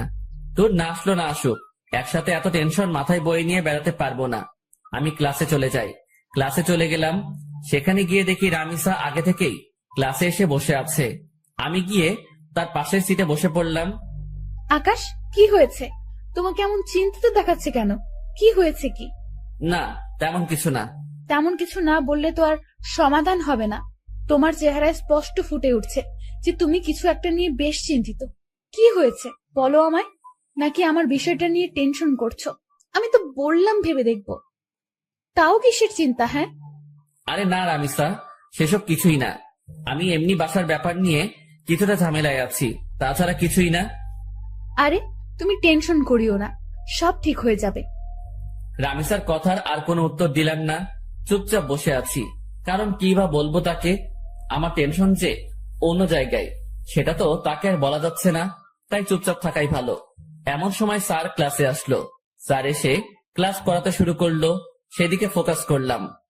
ক্লাসটা শেষ করে বাসার দিকে রওনা দিয়েছি। পিছন থেকে রামিসা ডাক দিল, আই আকাশ, আজ এত তাড়াহুড়ো কোথায় যাচ্ছ? হ্যাঁ, আমার সাথে আজ কথা বলবে না বুঝি?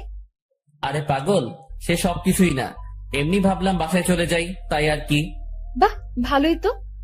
আমাকে ইগনোর করছো সেটা তো বেশ ভালোই বুঝছি আমি। রামিসা সত্যি সেসব কিছু না। তাহলে চলো ক্যান্টিনে বসে কফি খাবো। রামিসা আমায় জোর করে ক্যান্টিনে নিয়ে গেল। ক্যান্টিনে গিয়ে দুজন বসে বসে কফি খাচ্ছি। সে আমায় নানান কথা বলে হাসানোর চেষ্টা করছে, কিন্তু আমার ভিতরে তো দুনিয়ার সমস্ত টেনশন বিরাজ করছে। আকাশ, তুমি যদি এমন গাল ফুলিয়ে বসে থাকো তো কিন্তু খুব খারাপ হবে। সত্যিই কিন্তু আমি তোমাকে নিয়ে ভাববো না। এই না না, আমি আর গাল ফুলিয়ে বসে থাকবো না। তারপর নিজের অনিচ্ছা সত্ত্বেও রামিসার সাথে স্বাভাবিকভাবে কথা বলতে শুরু করলাম। আর সে আমাকে হাসানোর ট্রাই করছে। একটা সময় সত্যি হেসে দিলাম। মেয়েটার আসলে অসাধারণ গুণ আছে। এইভাবে অনেকটা সময় বসে দুজনে মিলে কথা বললাম। ভিতরে সমস্ত টেনশন দূর হয়ে গিয়েছে রামিসার সাথে কথা বলে। মনটা একদম ফ্রেশ এখন। তারপর দুজনেই উঠে পড়লাম ক্যান্টিন থেকে। অনেকটা সময় তো বসলাম, এবার বাসায় যাওয়া দরকার। আচ্ছা, তাহলে কাল আবার দেখা হচ্ছে আমাদের। হ্যাঁ। রামিসার সাথে কথা শেষ করে বাসার দিকে রওনা হলাম। অনেকটা শান্ত আছি এখন।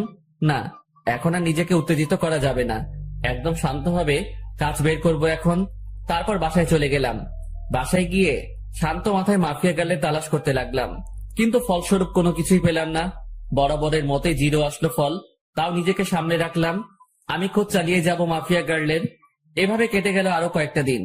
একদিন দুপুর বেলায় খেয়ে দিয়ে শুয়ে শুয়ে টিভিতে খবর দেখছিলাম। তখনই আরেকটা ভয়ঙ্কর নিউজ দেখতে পেলাম। মাফিয়া গার্ল আরেকটা হেডলাইন রটিয়ে দিয়েছে। সে পলিটিশিয়ান ওবায়দুলের খেইল খতম করে দিয়েছে। সে পলিটিশিয়ান ওবায়দুলকে মেরে তার লাশ বাসডগের উপরে ঝুলিয়ে রেখেছে। এই ঘটনার পর প্রশাসন পুরোপুরি ফায়ার হয়ে গেছে মাফিয়া গার্লের উপরে। দেশের মানুষ সবাই জানে যে মাফিয়া গার্ল 2 নাম্বার মানুষদের খেইল খতম করছে। কিন্তু তারপরেও প্রশাসন তো আর চুপ থাকতে পারে না, কারণ সাজা দেওয়ার হলে দেশের প্রশাসন দিবে। দেশে আইন কানুন বলতেও অনেক কিছু রয়েছে, কেউ তো আর তার ঊর্ধ্বে যেতে পারে না। প্রশাসন পুরো হাত পা বেঁধে নেমেছে মাফিয়া গার্লকে খোঁজার জন্য। এবার হয়তো একটা হেস্তনেস্ত করেই ছাড়বে প্রশাসন, কিন্তু আমিও তো হাল ছাড়ার মানুষ না। প্রশাসন মাফিয়া গার্লকে খুঁজে বের করার আগে আমি তাকে খুঁজে বের করব, কারণ আমার তাকে আগে চাই। তাড়াতাড়ি নিলয়কে ফোন দিলাম আবার। সে হয়তো কোনো ক্লু দিতে পারবে আমায়। এতদিনে হয়তো কিছু হলেও হাতে এসেছে তার। ভাই দুঃখিত, এখনো আমি মাফিয়া গাড়ির কোনো খোঁজ পাইনি, আর আমার মনে হয় না যে আমি তার কোনো খোঁজ বের করতে পারবো। আচ্ছা ঠিক আছে, তাও তুই খোঁজ জারি রাখ। তারপর ফোনটা রেখে দিলাম। এবার সত্যি মনে হচ্ছে আমার মাঠঘাট বেঁধে নামতে হবে, কারণ এরপর আর অপেক্ষা করলে প্রশাসনের হাতে মাফিয়া গার্ল ধরা পড়বে। কারণ মাফিয়া গার্ল যত যাই করুক না কেন, সে একটা ভুল কাজ করেছে তার কোড দিয়ে। এটা দিয়ে মাফিয়া গার্লের সন্ধান বের হওয়ার 30% সম্ভাবনা রয়েছে। আমিও হয়তো চেষ্টা করলে বের করতে পারবো, কিন্তু আমার কাছে বর্তমানে এমন ভালো স্পিড ইন্টারনেট নাই। সো আমি আমার চাকুওয়ালা মাথা চালাবো। শান্ত মাথায় ভাবতে থাকলাম শুরু থেকে সবকিছু। আমার খোঁজ কত দূর গিয়েছে সবটাই আবার পুনরায় ভাবতে লাগলাম যে মাফিয়া গার্লের খোঁজ করায় কোনো দিকে কমতে রেখেছে কিনা, বা কোনো কিছু আমার থেকে ছুটেছে কিনা। তখন মাথায় আসলো রামিসার কথা। তাকে তো শুরুতে আমার একটু সন্দেহ হয়েছিল, কিন্তু এরপর তাকে আর ঘেটে দেখিনি। না, এবার রামিসাকে নিয়ে রিসার্চ করব, কিন্তু কোথা থেকে শুরু করব ভেবে পাচ্ছি না। এর মধ্যে মাফিয়া গার্ল আবারও লাইভে আসার ডেট দিল। হ্যাঁ পেয়েছি। এবার মাফিয়া গার্লে লাইভ করার সময় আমি রামিসার সাথে থাকবো। সে যদি মাফিয়া গার্ল হয় তাহলে তো তখন সে লাইভ করতে পারবে না, বা আমার সাথে সেই সময় থাকতে বাহানা দেখাবে। তখন সেটা দেখেই যা বোঝার বুঝে নিব। পরের দিন মাফিয়া গার্ল আগের টাইমের ন্যায় ঠিক 3টায় লাইভে আসবে বলেছে। এদিকে আমি রামিসাকে ফোন দিয়ে বলেছি যে সে যেন আগামীকাল দুপুর 3টায় আমার সাথে দেখা করে। একটা জরুরি কাজ আছে তার সাথে আমার, তাকে বিশেষ কিছু বলার আছে আমার। সে সরাসরি না করে দেয়। না, কাল দুপুর 3টায় আমার একটা বিশেষ কাজ আছে, তখন তোমার সাথে কোনোভাবেই আমি দেখা করতে পারবো না। রামিসার কথা শুনে খটকা লাগলো মনের ভিতরে। তার মানে কি আমার ধারণাই ঠিক? রামিসাই সেই ক্রিমিনাল যাকে পুরো দেশের প্রশাসন মিলে বাতি লাগিয়ে খুঁজছে। ও মাই গড, মাফিয়া গার্ল এতদিন আমার চোখের সামনে ছদ্মবেশ নিয়ে ঘুরছে, অথচ আমি তাকে চিনতেই পারিনি। না, এবার একটা হেস্তনেস্ত করতেই হবে। এবার রামিসাকে ধরার পালা এসে গেছে। মাফিয়া গার্ল এবার পালাবে কোথায় এইসব নিয়ে ভাবছিলাম। ঠিক তখনই রামিসা আমাকে আবার ফোন দিয়ে বড়সড় একটা শক খাইয়ে দেয়। আচ্ছা ঠিক আছে আকাশ, আমরা কাল 3টা বাজে দেখা করব। তবে হয়তো আমার কলেজে আসা হবে না কাল, বাসায় কিছু কাজকর্ম বাকি আছে। রামিসার কথা শুনে থতমত খেয়ে গেলাম। একটু আগে সে বলল কোনোভাবেই কাল 3টায় দেখা করা সম্ভব না, আবার এখন বলছে কাল 3টায় দেখা করবে। এদিকে আমি রামিসাকে নিয়ে কত কিছু ভেবে বসলাম। তাহলে কি রামিসা মাফিয়া গার্ল না? ও আল্লাহ, মাথা পুরো জ্যাম খেয়ে আছে। মাফিয়া গার্ল যদি কাল 3টার সময় লাইভ করে আর এদিকে রামিসা আমার সাথে থাকে, তাহলে তো রামিসা মাফিয়া গার্ল না। আমার সন্দেহটা তাহলে পুরোপুরি ভুল হবে না। আর ভাবতে পারছি না আমি কি সব ঘটছে আমার সাথে। একটা সূত্র ধরে 2 কদম এগিয়ে যাচ্ছি, কিন্তু পরবর্তীতে নিরাশ হয়ে 4 কদম পিছনে চলে আসছি। মাথা পুরো আগুনের মতন গরম হয়ে আছে। ফোনটা বালিশের পাশে রেখে ঘুমিয়ে পড়লাম। বিকেল বেলা ঘুম থেকে উঠে হাঁটতে বের হলাম। বের হওয়ার আগে বেশ কয়েকবার শামীমকে ফোন দিয়েছি, কিন্তু সে রিসিভ করেনি। কাকুর দোকানে বসে চা খাচ্ছিলাম, তখন শামীম ফোন দিল। কিরে, ফোন দিয়েছিলি মনে হয়? হ্যাঁ দিয়েছিলাম। আচ্ছা তোর কি হয়েছে বলতো? আজ কতদিন হয়ে গেল তুই ক্লাসে আসছিস না, তার উপরে কোনো খবর সবর নাই। আরে বাসায় একটা সমস্যা হয়েছে ছোট বোনকে নিয়ে, তাই কিছুদিন কলেজ আসিনি। সমস্যাটা কেটে উঠতে হয়তো আরো কয়েকটা দিন লাগবে, তারপর কলেজ আসবো। ও আচ্ছা, তাহলে তুই আগে সমস্যার সমাধান কর, পরে না হয় কলেজে আসিস। ওকে বন্ধু। শামীমের সাথে কথা বলে ফোনটা রেখে দিলাম। তারপর কাকুর দোকান থেকে উঠে বাসায় চলে আসলাম। অপেক্ষায় আছি কালকের দিনের। কোনো মতে আজকের দিনটা পার করে দিলাম। পরের দিন কলেজে চলে গেলাম। রামিসা আজ ক্লাসে আসবে না, তারও নাকি বাসায় কি কাজ বাকি আছে তাই আজ আমার একাই কাটাতে হবে কলেজে। কোনোভাবে কলেজ টাইম শেষ করে বাসায় চলে এলাম।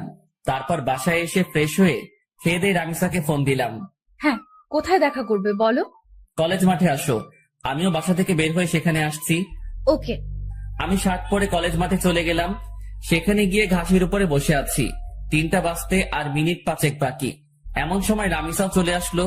আচ্ছা বলো তো, হঠাৎ আমার সাথে এমন কি জরুরি কথা বলবে যার কারণে আজ এই অসময়ে এখানে আসতে বললে? বলবো, একটু ওয়েট করো। আমি বাসার থেকে আসার সময় রামিসাকে নিয়ে অনেক কিছু ভেবে এসেছি। কেন? এখন বললে কি হবে? আরে একটু বসো না, এত অস্থির হচ্ছ কেন?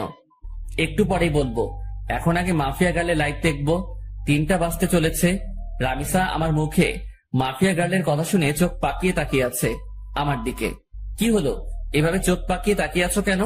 আকাশ, হঠাৎ তোমার মাফিয়া গার্লকে নিয়ে এত মাথা ব্যথা উঠলো কেন? আরে না, কিসের মাথা ব্যথা? মাফিয়া গার্ল আজ লাইভে আসবে বলেছে। সবাই তার লাইভ দেখার জন্য বসে আছে, তাই আমিও দেখবো বলে ভেবেছি। ও আচ্ছা, পাশে এসে বসো। দুজন মিলে মাফিয়া গার্লের লাইভ দেখি। রামিসা এসে আমার পাশে বসলো, আর আমি মোবাইলটা হাতে নিয়ে মাফিয়া গার্লের ইউটিউব লিংকে ক্লিক করে সেখানে ঢুকে পড়লাম। 3টা বাজতেই মাফিয়া গার্ল লাইভে চলে আসলো। মাফিয়া গার্লের লাইভ দেখে আমি রামিসার দিকে হাঁ করে তাকিয়ে আছি। নিজের ভিতরে কেমন যেন একটা খারাপ লাগা কাজ করছে। আমি রামিসাকে নিয়ে কত কি না ভেবে ফেলেছিলাম, কিন্তু পরিশেষে সবটাই মিথ্যা প্রমাণ হলো। আর সত্যি যদি রামিসা মাফিয়া গার্ল হতো, তাহলে সে লাইভে আসতে পারতো না এই সময়ে। কারণ রামিসা আমার পাশে বসে আছে, সে একই সময়। কিন্তু তোমার তো কোনো খবরই নাই। রামিসার ডাকে হুঁশ ফিরে আসলো। দেখবো তো। তারপর মাফিয়া গার্লের লাইভ দেখায় ফোকাস করলাম। সে তার ইন্ট্রোডাকশন নিয়েই যাচ্ছে। আমি আপনাদের আগেও বলেছি, এবারও বলছি, আমার কোনো খারাপ মাকসাদ নেই। আমার মূল মাকসাদ হচ্ছে যারা দেশের নাম বেঁচে বেঁচে খায় তাদের হাতে হারিকেন ধরিয়ে দেওয়া, আর আমি সেটাই করছি। শুধু তাই নয়, এবার দেশের মধ্যে যত কয়টা গ্যাংস্টার টিম আছে তাদের সব কয়টাকে আমি মৃত্যুর চৌকাঠেয় পৌঁছাইয়ে দিব। শান্তশিষ্টভাবে দেশ চলবে, কোনো ধরনের টিম আর থাকবে না। মাফিয়া খুফিয়া সব আমি ধুলোয় মিশিয়ে দিব।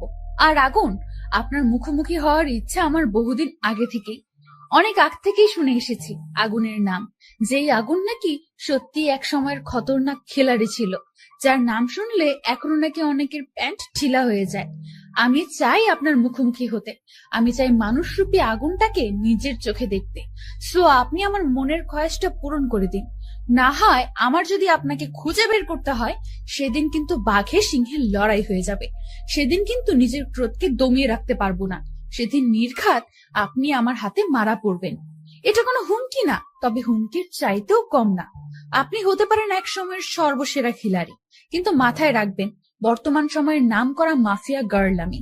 সো ভালোই ভালোই আপনার দর্শন করিয়ে দিন। এবারের মতন লাইফ সমাপ্ত করলাম।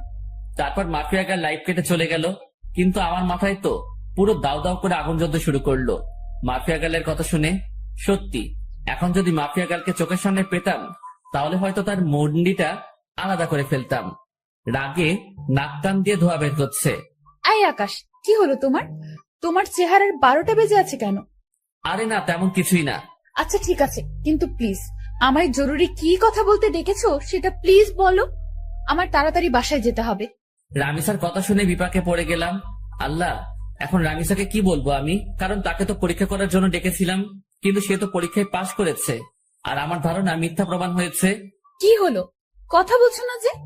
আসলে রামিসা, তোমায় ডেকেছিলাম কেন জানি বলে মাথায় চুলকাতে শুরু করলাম। হ্যাঁ, কেন বলো?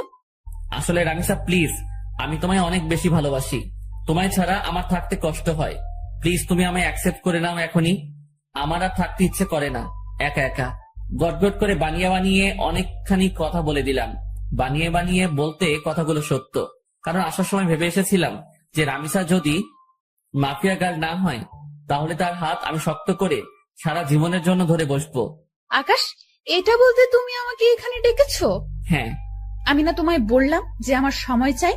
আমার মন সাড়া দিলে আমি তোমায় বলবো। প্লিজ রামিসা, এখন রাজি হয়ে যাও।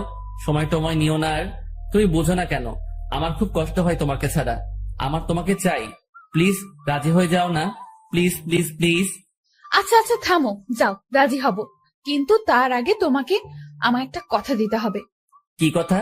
যত যাই হোক না কেন, কোনো দিন তুমি আমার হাত ছাড়তে পারবে না, কোনো দিন তুমি আমায় ভুল বুঝতে পারবে না। সব সময় আমার পাশে ছায়ার মতন থাকতে হবে তোমাকে। যত বিপদ আপদই আসুক না কেন, আমাকে কখনো একা লড়াই করার জন্য ছাড়তে পারবে না তুমি। তুমিও আমার সাথে সেই লড়াইয়ে সামিল হবে। পারবা এসব কথা রাখতে? রামিসা, আমি তোমার সব কথা রাখতে পারবো। নিজের জীবনে সবটুকু দিয়ে তোমায় আমি আগলে রাখবো। দুনিয়ার কোনো শক্তি আমার থেকে তোমাকে আলাদা করতে পারবে না। আমি আমার সবটা দিয়ে তোমায় রক্ষা করব। কোনো বিপদ আসলে তোমাকেও লাগবে না। তার মোকাবেলা আমি আকাশ একাই করব। কথা দিলাম তোমায়। এমন একটা মানুষই চেয়েছিলাম আমি জীবনে। প্লিজ তুমি আমায় কখনো ছেড়ে যেও না। না, কলিজা ছেড়ে যাব না বলে রামিসাকে নিজের বুকে টেনে নিলাম। আর একটা কথা, প্লিজ আকাশ, তুমি আমায় জীবনের সমস্ত অন্ধকার দূর করে দিয়ে আলোয় ভরিয়ে দিও। হ্যাঁ কলিজা, সব অন্ধকার দূর করে দিয়ে তোমার জীবন আলোয় ভরিয়ে দিব আমি। রামিসা আর কোনো কথা বলল না। সে আমার বুকে চুপচাপ পড়ে আছে। অনেকটা সময় দুজন এভাবে ঘাসের উপরে বসেছিলাম আমরা। তারপর সেখান থেকে উঠে এলাম। আকাশ, আমার তাড়াতাড়ি বাসায় যেতে হবে। আচ্ছা চলো, তোমায় ছেড়ে দিয়ে আসি। না, তা লাগবে না, তুমি বাসায় চলে যাও, আমি একা একা যেতে পারবো। আচ্ছা ঠিক আছে। তারপর রামিসাকে গাড়িতে তুলে দিয়ে আমি বাসায় চলে এলাম। খুব খুশি লাগছে আজকে। বাসায় এসে হাত মুখ ধুয়ে কিছু খেয়ে নিলাম। তারপর ফোনটা হাতে নিয়ে শুয়ে শুয়ে ফেসবুকিং করছি। তখনই লক্ষ্য করলাম কেউ একজন আবারও আমার ফেসবুক আইডি হ্যাক করার চেষ্টা করছে। আমি শিওর যে এটা মাফিয়া গার্লের কাজ। মেজাজটা আবারও বিগড়ে গেল। এই মাফিয়া গার্লকে পেলে যে আমি কি করব তা আল্লাহ ভালো জানে। কিন্তু দুঃখের বিষয়, তাকে তো আমি ধরতেই পারছি না। তখন একটা বুদ্ধি মাথায় আসলো। সাথে সাথে ফেসবুক থেকে সমস্ত সিকিউরিটি হাটিয়ে ফেললাম আমার। এবার আমি মন থেকে চাইছি যে মাফিয়া গার্ল আমার আইডি হ্যাক করুক। কারণ গতবার যখন মাফিয়া গার্ল আমার আইডি হ্যাক করে, তখন তার থেকে আমি আইডি উদ্ধার করার সময় একটা জিনিস লক্ষ্য করেছিলাম, যে লগইন এন্ড সিকিউরিটিতে ব্রাউজারের লোকেশন একবার এক এক জায়গায় দেখাচ্ছিল। কতক্ষণ ফিনল্যান্ড, কতক্ষণ সুইজারল্যান্ড, কতক্ষণ ফিলিস্তিন। মোট কথা সেকেন্ড 2 বার তার লোকেশন পরিবর্তন হচ্ছিল। কিন্তু তখন আমি একটা বোকামো করেছিলাম। আমি চাইলে তখনই তার লোকেশন বের করতে পারতাম। কারণ যেই ভিপিএন দিয়ে সে তার লোকেশন পরিবর্তন করছে, সেটা এক সময় গিয়ে তার অরিজিনাল লোকেশন দেখায়। আর সে যেহেতু বাংলাদেশের, সেখানে একবার হলেও বাংলাদেশের লোকেশন দেখাবে। হ্যাঁ, এবার এই সুযোগটাই কাজে লাগবো। সে আমার আইডি হ্যাক করে যখনই আইডিতে প্রবেশ করবে, তখনই তার লোকেশন আমি বের করে ফেলবো। তাই আইডির সিকিউরিটি একটু কমিয়ে দিলাম, কিন্তু এতটাও কমাইনি যে সে পুরোপুরি আমার অ্যাকাউন্ট তার আয়ত্তে করে নিবে। সিকিউরিটি কমিয়ে মাফিয়া গালের জন্য অপেক্ষা করতে লাগলাম। কিন্তু সে এবার আমার আইডি হ্যাক করলো না। রাত 12টা পর্যন্ত অপেক্ষা করলাম, কিন্তু সে আমার আইডির দিকে ফিরেও তাকায়নি। কিন্তু আমি শিওর যে সে রাতে আমার আইডি হ্যাক করার ট্রাই করবে। ওকে বাছাধন, তুমি রাতে ট্রাই করিও, আমি সকালবেলা এসে খেলা দেখাবো। এখন ঘুমাতে চললাম। তারপর মোবাইলটা বালিশের পাশে রেখে ঘুমিয়ে পড়লাম। সকালবেলা ঘুম থেকে উঠে মোবাইলটা হাতে নিয়ে দেখি মাফিয়া গার্ল আমার আইডি হ্যাক করে নিয়েছে। এবার পালাবি কোথায় মাফিয়া গার্ল তুই? এবার খেলা দেখাবো তোকে। অনেক কষ্টের বিনিময়ে মাছ জালে আটকা পড়েছে। এবার আর ছাড়াছাড়ি নাই। ছাই দিয়ে হলেও তাকে ধরবো এবার আমি। পাগলের সাথে পাগলামি না করলে তার চাল বোঝা যায় না। আর আমিও সেটা করেছি। এজন্যই বাবা তোমার জন্য স্পেশালি একটা গান বানিয়েছে, যে বাবা তোমার দরবারে সব পাগলের খেলা। তাড়াতাড়ি করে লোকেশন চেক করলাম। যেমনটা ভেবেছিলাম ঠিক তেমনটাই হয়েছে। লোকেশন প্রতি সেকেন্ডে 2 বার করে টানটি পরিবর্তন করছে। চোখ পাকিয়ে তাকিয়ে আছি লোকেশনের দিকে। একটা সময় গিয়ে বাংলাদেশের এক্স্যাক্টলি লোকেশনটা দেখালো। লোকেশন দেখে তো আমার মাথায় পুরো বাজ পড়ছে মতন অবস্থা। লোকেশন রামিসার এরিয়ায় দেখাচ্ছে। তার মানে রামিসাই সেই ক্রিমিনাল। সরি, রামিসা না ঈশিতা। কিন্তু আমার একটা জিনিস মাথায় কাজ করছে না, যে সে তার সমস্ত আইডেন্টিটি কেন হাইড করেছে, আর কেনই বা এই পথে নেমেছে সে। না, আমি আর ভাবতে পারছি না রামিসা কি করে এত বড় মাপের খেলা খেললো। আমার তো মাথায় কিছুই খেলছে না। আর ওই এলাকাতে তো এমন কেউ নাই যাকে আমার সন্দেহ হয়।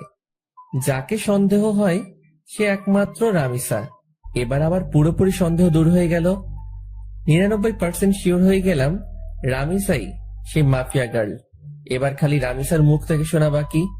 তাড়াতাড়ি উঠে ফ্রেশ হয়ে নাস্তা করে সেই লোকেশনে চলে গেলাম। আজ হয়তো আর কলেজে যাওয়া হবে না। সেখানে গিয়ে চিরুনি তল্লাশি চালালাম। ঠিক তখনই রামিসা আমায় ফোন দিল। আকাশ, কোথায় তুমি? আজ কি কলেজে আসবে না? হয়তো আসবো না, কারণ বিশেষ একটা কাজে এসেছি একটা জায়গায়। কিসের বিশেষ কাজ আকাশ? মাফিয়া গার্লকে ধরে ফেলেছি আমি। কি? আকাশ, কি সব বলছো তুমি উল্টাপাল্টা? হ্যাঁ, তোমার কি মাথা ঠিক আছে? হ্যাঁ, আমার মাথা ঠিক আছে। মাফিয়া গার্লকে দেখার অনেক দিনের ইচ্ছা আমার। আমি তাকে ধরতে সক্ষম হয়েছি। আকাশ, আমি বারণ করছি, তুমি কোনো মাফিয়া টাফিয়া গার্লের পেছনে ছুটবে না। সে অনেক খতরনাক, যে কোনো সময় তোমার ক্ষতি করে দেবে সে। রামিসা বাবুনি, আমায় নিয়ে তুমি ভয় পেও না। আমিও এতটা কাঁচা খেলোয়াড় না। আকাশ, আমি তোমায় বারণ করেছি, তো সব কিছুই তুমি করতে যাবে না। আর তুমি এখন যেখানেই আছো সেখান থেকে সোজা কলেজে আসবে। ওকে, ঠিক আছে। তারপর ফোনটা রেখে দিয়ে রামিসার এলাকা থেকে কলেজে চলে গেলাম। যদিও কলেজে যাচ্ছি, কিন্তু ক্লাস আর করা হবে না, কারণ কলেজ করার প্রিপারেশন নিয়ে ঘর থেকে বের হইনি আমি। তাই আজ ক্লাস করব না। কলেজে গিয়ে রামিসার সাথে কথা বলে চলে আসব। কলেজের সামনে পৌঁছে গিয়েছি প্রায়। ভিতরটা ধুপধুপ করছে। আমি কি সরাসরি রামিসাকে জিজ্ঞেস করব, নাকি চুপচাপ হয়ে থাকবো, সেটা নিয়ে দ্বিধাদ্বন্দ্বে আছি। কারণ জিজ্ঞেস করলে যদি সে স্বীকার না করে, কিন্তু আমার তো তার মুখ থেকে সমস্ত সত্যিটা জানা চাই। অনেকটা সময় ভেবে একটা সিদ্ধান্ত নিলাম, না, কিছুই জিজ্ঞেস করব না। মোটামুটি যখন শিওর আমি, তখন আরেকটু সময় অপেক্ষা করি। তারপর মাস নিজেই বড়শিতে এসে ধরা দিবে। কলেজে চলে এসেছি। রিক্সা থেকে নেমে ভাড়া পে করে ভিতরে চলে গেলাম।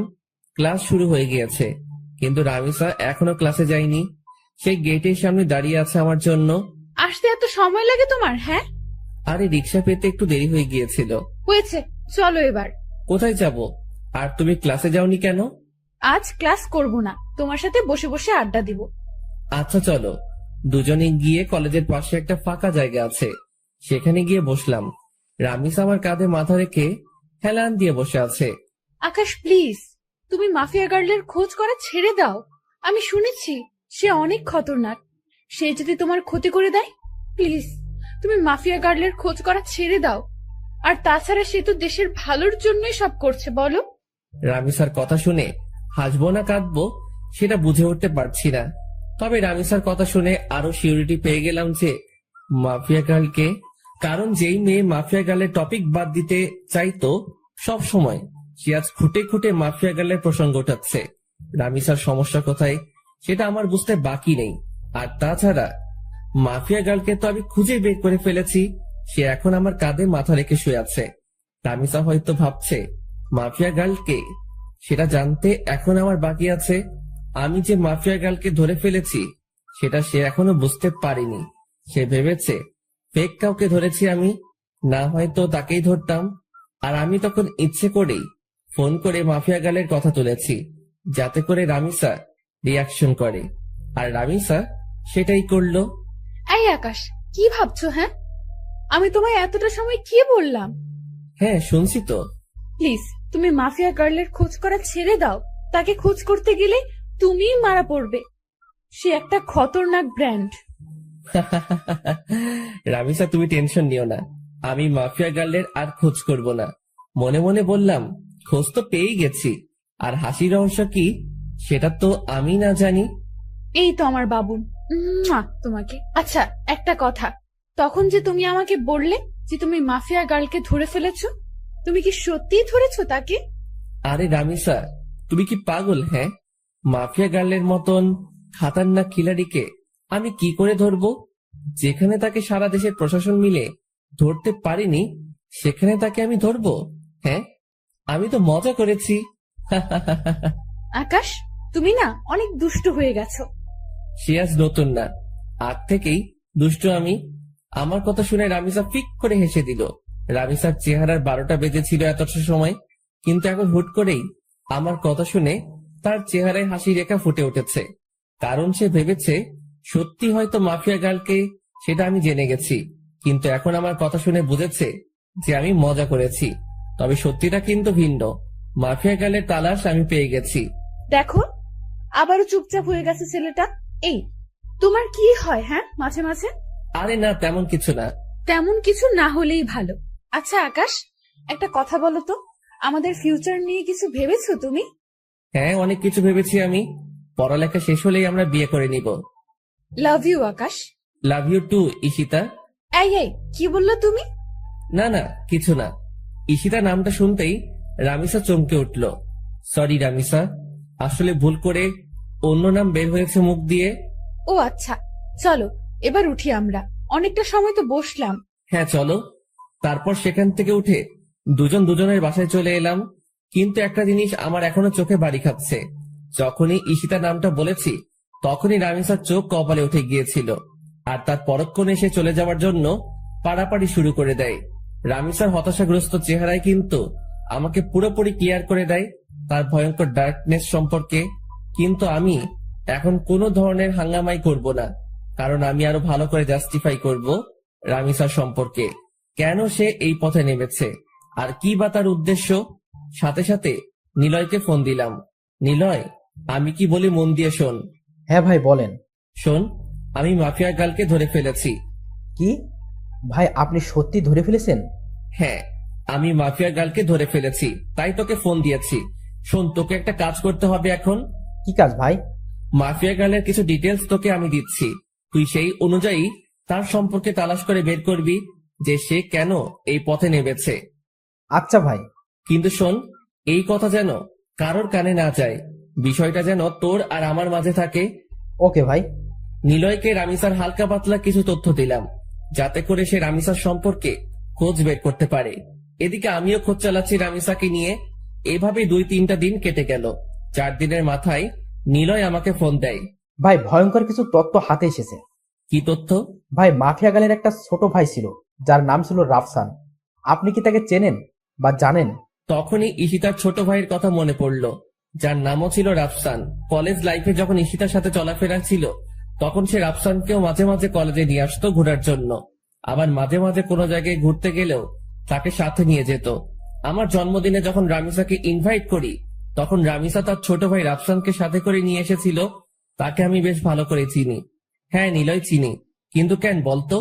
ভাই রাফসান নাকি এই শহরের কোনো একটা কলেজে পড়াশোনা করত। একদিন সে কলেজে শেষ করে বাড়ি ফেরার সময় তার বাসার নিচে কয়েকটা ছেলেকে মাদক কেনাবেচা করতে দেখে। তখন সে পুলিশকে খবর দিয়ে তাদেরকে ধরিয়ে দেয়। ছেলেগুলো নাকি রাফিদের ছেলেপিলে ছিল। তাই রাফিদের জেদ উঠে যায় রাফসানের ওপরে। তাই সে থানার ওসিকে টাকা খাটিয়ে উল্টো মাদক দ্রব্য দিয়ে রাফসানকে ধরিয়ে দেয়। শুধু তাই নয়, রাফসানকে পুরো গুম করে ফেলার জন্য কন্টাক্ট হয় ওসির সাথে। ওসি তাই করে, সে রাফসানকে জঙ্গলে নিয়ে গিয়ে ব্রাশ ফায়ার করে মেরে ফেলে। আর মাফিয়া গাল যেই ওসিকে মারে বিভৎসভাবে, ওই ওসি সেই ওসি যে রাফসানাকে মেরেছিল। মাফিয়া গাল হয়তো তার ভাইয়ের প্রতিশোধ নেওয়ার জন্য এমন পন্থা অবলম্বন করেছে। নিলয়ের কথা শুনে বুকের ভিতর দাউ দাউ করে আগুন জ্বলতে শুরু করলো। তাহলে তো মাফিয়া গার্ড যা করছে সবটাই ঠিক করছে। আচ্ছা ঠিক আছে নিলয়, এবার ফোন রাখলাম। ফোনটা রেখে দিয়ে চুপচাপ বসে আছি। মাথার রক পুরো চটে গেছে নিলয়ের কথা শুনে। না, আজকের পর রামিসাকে আমি আড়াল থেকে পুরোপুরি সাপোর্ট করব, কারণ ভাই মরেছে, সেই কষ্ট তারই হয়েছে, কেউ তার কষ্টের ভাগ নেয়নি, তাই তো সে এমন ভয়ঙ্কর রূপ ধারণ করেছে। রামিসা, তুমি যা করেছো একদম ঠিকই করেছো। আজকের পর আমি আকাশ বেঁচে থাকতে দেখব তোমার গায়ে কে হাত দেয়। সব কয়টার হাত আমি শরীর থেকে আলাদা করে ফেলবো। গা পুরো শিরশির করে কাঁপছে। না, গিয়ে গোসল করে আসি। তাড়াতাড়ি ওয়াশরুমে ঢুকে পড়লাম। অনেকটা সময় পর গোসলখানা থেকে বের হলাম। মাথায় ইচ্ছে মতন পানি ঢেলেছি, কারণ রক্ত চটে গিয়েছিল মাথায়, তাই নিজেকে শান্ত করেছি। ফ্রেশ হয়ে এসে খেয়ে নিলাম। খেয়ে দিয়ে টিভিটা চালিয়ে দিলাম। শুয়ে শুয়ে টিভি দেখছি। তখন একটা নিউজ চোখের সামনে ভেসে উঠল। ডিবি পুলিশের প্রধান জিডি সে মাফিয়া গার্ড সম্পর্কে বক্তব্য দিচ্ছে। মাফিয়া গালের কোডিং দিয়ে আমরা তার তথ্য বের করে নিয়েছি। আগামী 24 ঘন্টার মধ্যে আমরা তাকে ধরে এনে হাজতে ভরবো। নিউজটা শুনে ভিতরে ছ্যাদ করে উঠল। কি, তোরা 24 ঘন্টার মধ্যে মাফিয়া গার্লকে ধরবি? আমি আকাশ বেঁচে থাকলে দেখবো তোরা কি করে মাফিয়া গার্লকে গ্রেপ্তার করিস। সাথে সাথে টিভি অফ করে দিয়ে রামিসাকে ফোন দিলাম। সে ফোন রিসিভ করলো না। বেশ অনেক কয়েকবার ফোন দিয়েছি, কিন্তু সে রিসিভ করেনি।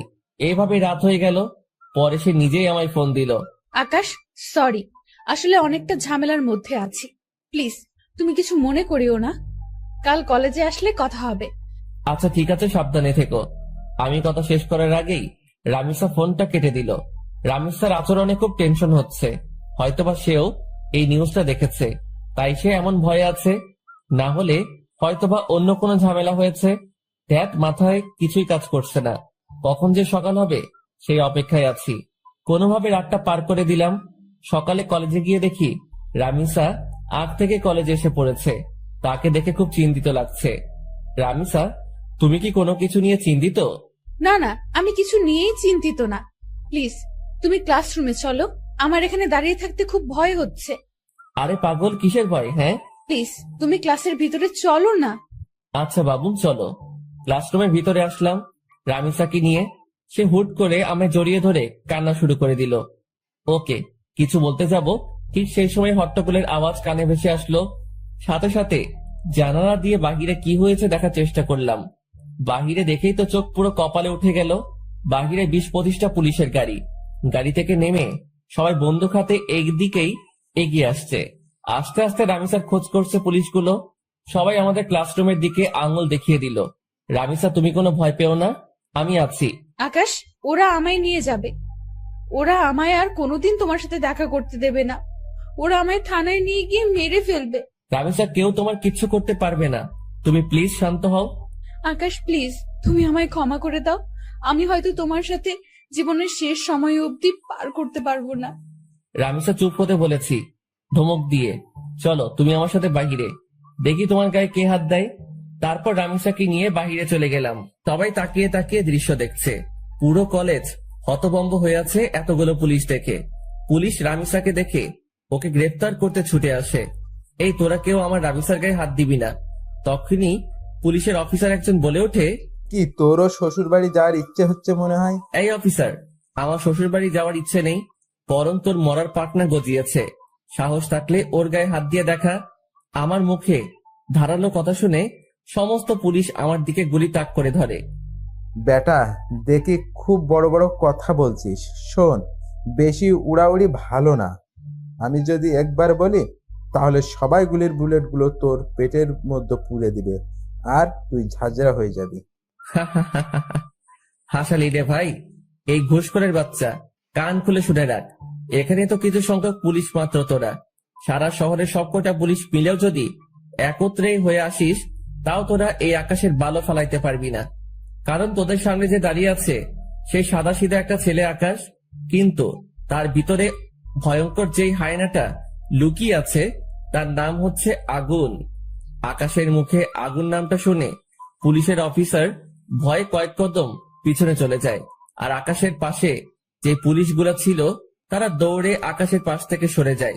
সবাই যেন কোন এক ভয়ঙ্কর হায়নার সামনে পড়ে গেছে, যার রক্তের নেশা একবার উঠলেই পুরো দুনিয়াদারি শ্মশানঘাট বানিয়ে ফেলবে।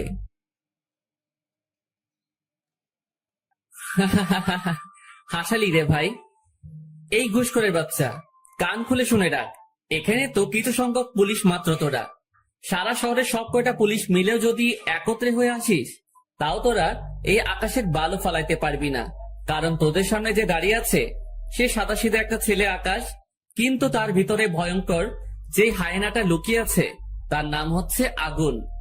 আকাশের মুখে আগুন নামটা শুনে পুলিশের অফিসার ভয় কয়েক কদম পিছনে চলে যায়। আর আকাশের পাশে যে পুলিশগুলো ছিল তারা দৌড়ে আকাশের পাশ থেকে সরে যায়। সবাই যেন কোনো এক ভয়ঙ্কর হায়নার সামনে পড়ে গেছে, যার রক্তের নেশা একবার উঠলেই পুরো দুনিয়াদারি শ্মশানঘাট বানিয়ে ফেলবে। পুলিশের অফিসার কাঁপতে কাঁপতে আকাশকে জিজ্ঞেস করে, আপনি যে আগুন, তার প্রমাণ কি? আপনি তো আমাদের ভয়ও দেখাতে পারেন। শোন, আমি আগুনের নাম ব্যবহার করে তোদেরকে ভয় দেখাবে এমন কোন বাপের বেটা এখনো পয়দা হয় নাই। আর নকল নাম ব্যবহার করা তো দূরের কথা। আর তোদের যদি বিশ্বাস না হয় তোদের একটা ডেমো দেখাচ্ছি। পকেট থেকে ফোনটা বের করে প্রাইম মিনিস্টারকে ফোন কর আর তাকে জিজ্ঞেস কর যে 2017 সালের 2 ফেব্রুয়ারিতে কি হয়েছিল, আর তার চোখের সামনে গুনে গুনে কয়টা লাশ মাটিতে ফেলেছিলাম আমি। এই ঘটনার সাক্ষী একমাত্র প্রাইম মিনিস্টার। পুলিশের অফিসার কাঁপতে কাঁপতে পকেট থেকে ফোনটা বের করে প্রাইম মিনিস্টারকে ফোন লাগায়। স্যার, একজন নিজেকে আগুন দাবি করছে। আমি তাকে জাস্টিফাই করার জন্য প্রমাণ চেয়েছি। সে প্রমাণস্বরূপ আপনাকে 2 ফেব্রুয়ারির কথা জিজ্ঞাসা করতে বলেছে। প্রাইম মিনিস্টার পুলিশ অফিসারের ফোন পেয়ে থতমত খেয়ে যায়। এই অফিসার, তোরা কার সামনে পড়েছিস তা তোরা নিজেও জানিস না। খোদার কসম, আগুন কোনো মানুষ না, সে মানুষরূপী এক ভয়ঙ্কর নরপিশাচ। তোদের জীবনে মায়া থাকলে সেখান থেকে তাড়াতাড়ি পালিয়ে আয়, না হয় পরবর্তী দিনের সকাল দেখার জন্য তোরা একটাও বেঁচে থাকবি না। পুলিশ অফিসার প্রাইম মিনিস্টারের কথা শুনে সোজা দৌড়ে গাড়িতে উঠে পড়ে। তার শরীরের কম্পন যেন আরো দ্বিগুণ হয়ে গিয়েছে। আর তার এখন একটাই মাকসাদ, সে তার নিজের জীবন বাঁচাবে আগে। মাফিয়া গার্ল জাগ গোল্লায় পুলিশ অফিসার নিজে গাড়ি ড্রাইভ করে সেখান থেকে পালিয়ে চলে যায়। পুলিশ অফিসারের দেখা দেখি বাকি সবাইও তাড়াতাড়ি সেখান থেকে অবস্থান ত্যাগ করে। আর কলেজের সবাই চোখ বড় বড় করে আকাশের দিকে তাকিয়ে আছে। তাদের যেন বিশ্বাসই হচ্ছে না যে তারা আগুনকে নিজের স্বচক্ষে দেখছে। রামিসাও পুরোপুরি অবাক। এই, তোমরা সবাই দাঁড়িয়ে দাঁড়িয়ে কি দেখছো? হ্যাঁ, যাও যে যার ক্লাসে যাও। আকাশের কথা শুনে সবাই দৌড়ে যে যার ক্লাসে চলে যায়। নিজেকে যেন নিজের কাছেই কোনো এক ভয়ঙ্কর দানব মনে হচ্ছে। আজ বহু বছর পর আগুন নামটা নিজের সাথে যুক্ত করলাম আবার। এদিকে রামিসা আমার পাশে দাঁড়িয়ে থরথর করে কাঁপছে আর কান্না করছে। রামিসাকে এক টান দিয়ে নিজের বুকের মধ্যে নিয়ে নিলাম। এই পাগলি বউ আমার, কান্না করে না। আমি আকাশ থাকতে তোমার গায়ে কে হাত দিবে? হ্যাঁ, বলেছিলাম না তোমার বিপদে আমি আকাশ একা দাঁড়ালেই যথেষ্ট, তোমার নিজেরও টেনশন করতে হবে না তা নিয়ে। আকাশের কথা শুনে রামিসা আরো শক্ত করে আকাশকে জড়িয়ে ধরে আর পাগলের মতন চুমু খেতে থাকে আকাশের বুকের মধ্যে। আকাশের বুকে চুমু খাচ্ছে আর পাগলের মতন কান্না করছে রামিসা। সে যেন নিজেকে আর কোনোভাবেই কন্ট্রোল করতে পারছে না। চোখের পানি নাকের পানি দিয়ে আকাশের বুক পুরো ভিজিয়ে ফেলেছে। আকাশ প্লিজ, তুমি আমায় কখনো ছেড়ে যেও না। আমি তোমাকে কখনো হারাতে চাই না। এমনিতেও আমি আমার কলিজার ভাইটাকে হারিয়েছি। না বাবুন, কোথাও যাব না তোমায় ছেড়ে। আমি সব সময় তোমার সাথে আছি। হয়েছে, এবার কান্না অফ করো। আকাশের কথা শুনে রামিসা কান্না অফ করে দেয়, কিন্তু ফোপানি কোনোভাবেই বন্ধ হয় না তার। পাগলি বউ আমার বলে রামিসাকে কোলে উঠিয়ে নিলাম। তারপর ক্লাসরুমে চলে গেলাম। ক্লাসরুমের সবাই আমাদের দিকে করুণ দৃষ্টিতে তাকিয়ে আছে। মনে হচ্ছে যেন আমার কাছে তারা নিজের প্রাণ ভিক্ষা চাইছে। আরে ভাই, আজব তো, আমি মনে হয় মানুষ পেলে খুন করি, তারা এমন ভয় পাচ্ছে কেন আমাকে? পাশ থেকে একজন বলে ওঠে, ভাই প্লিজ, আমাদের কোনো ক্ষতি করিয়েন না, আমরা আপনার কাছে হাত জোর করছি। আরে তোমরা কি শুরু করছো? হ্যাঁ, আমিও তোমাদের মতন মানুষ, আমি কোনো নরপশু না। তবে হ্যাঁ, বদ লেভেলের মানুষদের জন্য তাদের বাপ আমি, কিন্তু ভালোর কোনো ক্ষতি আমি আজ পর্যন্ত করিনি আর করবও না। সো ভয়ের কিছু নেই। ধন্যবাদ আগুন ভাই। আচ্ছা, তোমরা প্লিজ একটু ক্লাসরুম থেকে বেরিয়ে যাও, আমার রামিসার সাথে কিছু কথা আছে। সবাই আমার কথা মতন ক্লাসরুম থেকে বেরিয়ে যায়। আমি রামিসাকে কোল থেকে নামিয়ে দেই। এই পাগলি, এখনো ভয় আছো তুমি? হ্যাঁ, অনেক ভয়ে আছি, কারণ তুমি তো জেনেই গেছো যে আমি মাফিয়া গার্ল। তো তুমি যদি আমার উপরে কোনো রাগ ছাড়ো। আমার মাথা খারাপ, হ্যাঁ, যে আমি আমার বাবুনির উপরে রাগ ছাড়বো। তবে হ্যাঁ, সত্যি বলতে তোমার উপরে অনেক রাগ জমেছিল আমার, কিন্তু সেসব আর নেই, কারণ তোমার এই পথে আসার রিজন আমি জেনে গেছি। কিন্তু একটা কথা বলো তো, যে তুমি এত কিছু করলে কি করে? সেদিন যখন 3টার সময় তোমার সাথে আমি বসেছিলাম, কিন্তু অন্যদিকে মাফিয়া গার্লের লাইট চলছিল কি করে? সেদিন তুমি যখন বলো আমায় যে তুমি 3টার সময় আমার সাথে দেখা করতে চাও, তখন শুরুতে আমি বারণ করি, কিন্তু পরে ঠিকই হ্যাঁ বলি, কারণ তুমি আমায় সন্দেহ করেছিলে, সেটা আমি বুঝতে পারছিলাম। তাই আমি আগ থেকেই লাইভ রেকর্ড করে সেটা 3টায় কাটায় কাটায় সেট করে দিই, আর 3টা বাজতেই সেটা প্লে হয়ে যায় আপনা আপনি। ও বাপরে বাপ, কি মাথা তোমার! আচ্ছা, তা না হয় বুঝলাম, কিন্তু তুমি আমার আইডি কেন হ্যাক করতে উঠে পড়ে লেগেছিলে? আর কি করেই বা জানলে যে আমি মাফিয়া গার্লের তালাশ করেছি? তুমি আর শামীম একদিন নদীর পাড়ে বসে বসে আমাকে নিয়ে কথা বলছিলে, আর সাইডে আমি ল্যাপটপ নিয়ে বসেছিলাম। তখন তোমাদের কথা আমার কাছে আসে, তাই তোমার আইডি হ্যাক করে তোমার শিক্ষা দিতে চেয়েছিলাম, কিন্তু পরে দেখি তুমি আমার থেকেও বড় ধরনের খেলোয়াড়, তাই তোমার উপরে রাগ উঠে যায়।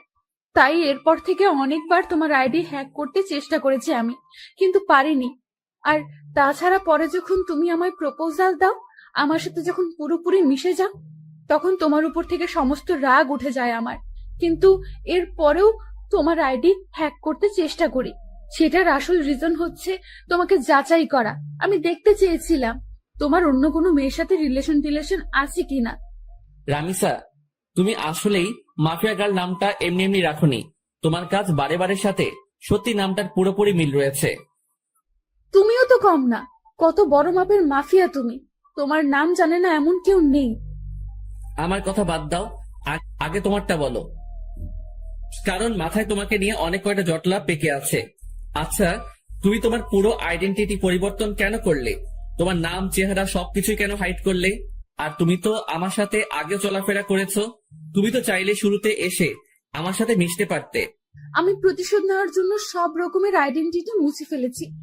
আর চেহারা পরিবর্তন না করলে অনেক আগেই ধরা খেয়ে যেতাম, তাই চেহারাও পরিবর্তন করে ফেলেছি।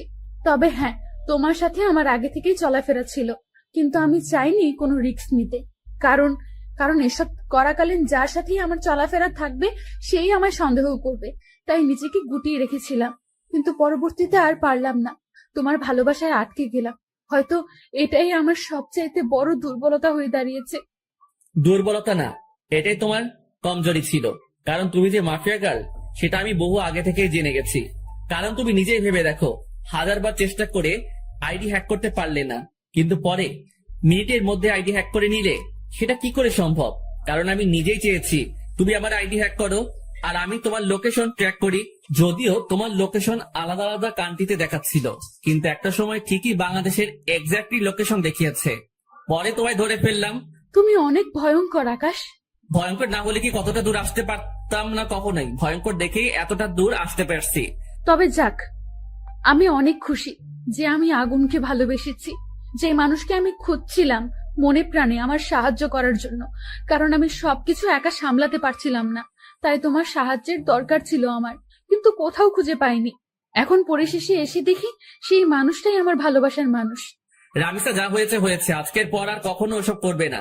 কারণ আমি থাকতে তোমার অমন বাজে কাজ করতে হবে না, আমি সব দেখে নিব। আচ্ছা, তাহলে এবার আজকে আর ক্লাস করতে হবে না তোমার। আমি তোমার বাসায় পৌঁছে দিয়ে আসছি, আর তোমার বাসায় 2-1 ছেলে পাহারায় ঠিক করে দিয়ে আসছি। তারা তোমার সব সময় দেখভাল করবে। ছেলে ঠিক করবে কেন? কারণ তোমার উপরে এখন অনেকের আক্রোশ জন্মে গেছে। বর্তমানে কঠিন সমালোচনায় রয়েছে তুমি। আমি আগুনের নাম এখন অনেকটাই বিলুপ্ত। আমাকে মানুষ চিনে গেছে, সেটা নিয়ে সমস্যা নাই, কিন্তু তোমাকে চিনে গেছে সেটা নিয়ে সমস্যা। কলেজে কেউ না কেউ তো ভাইরাল করে দেবে তোমার কথা। কারণ পুলিশ যখন তোমায় গ্রেফতার করতে এসেছিল, তখন তারা কলেজে পাবলিশ করে দিয়েছে যে এই কলেজেই মাফিয়া গার্ল রয়েছে, সে এই কলেজে পড়াশোনা করে। পরবর্তীতে পুলিশ তোমায় গ্রেফতার করার জন্য তালাশ করে। সকলেই তখন বুঝে যায় যে তুমি মাফিয়া গার্ল, সো তাই তোমার সমস্যা হতে পারে। তাই সিকিউরিটি দিচ্ছি তোমার বাড়ির আশেপাশে। আচ্ছা, রামিসাকে বাড়িতে পৌঁছে দিয়ে এসে নিজেও বাসায় চলে আসলাম। আজ অনেক ধকল গেছে, তাই হাত মুখ ধুয়ে শুয়ে পড়লাম। খাবারের কোনো চিন্তা নেই, কারণ এই অবেলায় কিসের খাবার খাবো, তাই শুয়ে ঘুমিয়ে পড়ি। দুপুরে উঠে না হয় খেয়ে নিব। অন্যদিকে পুরো দেশে কিছু সময়ের মধ্যেই মাফিয়া গার্ল ভাইরাল হয়ে যায়।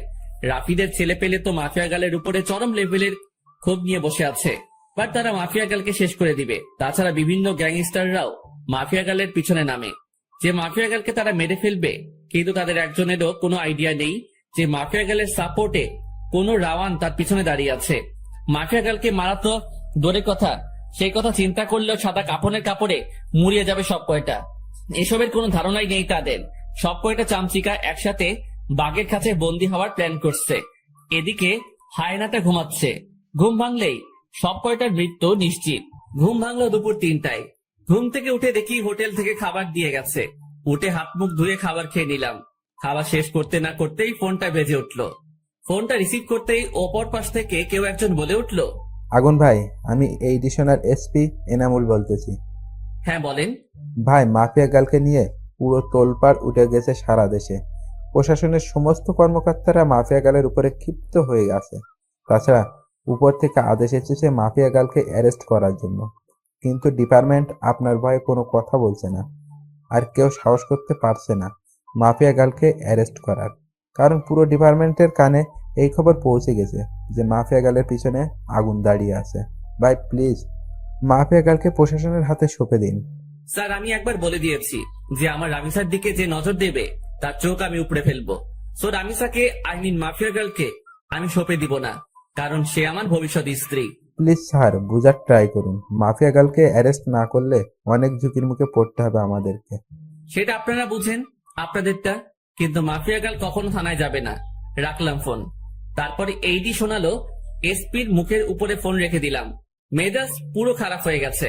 তার কত বড় বুকের পাঠা যে সে আমায় বলে রামিসাকে আমি তাদের হাতে সঁপে দিতাম, আমার কলিজাকে আমি 4 দেওয়ালের মাঝে বন্দি করে দিতাম।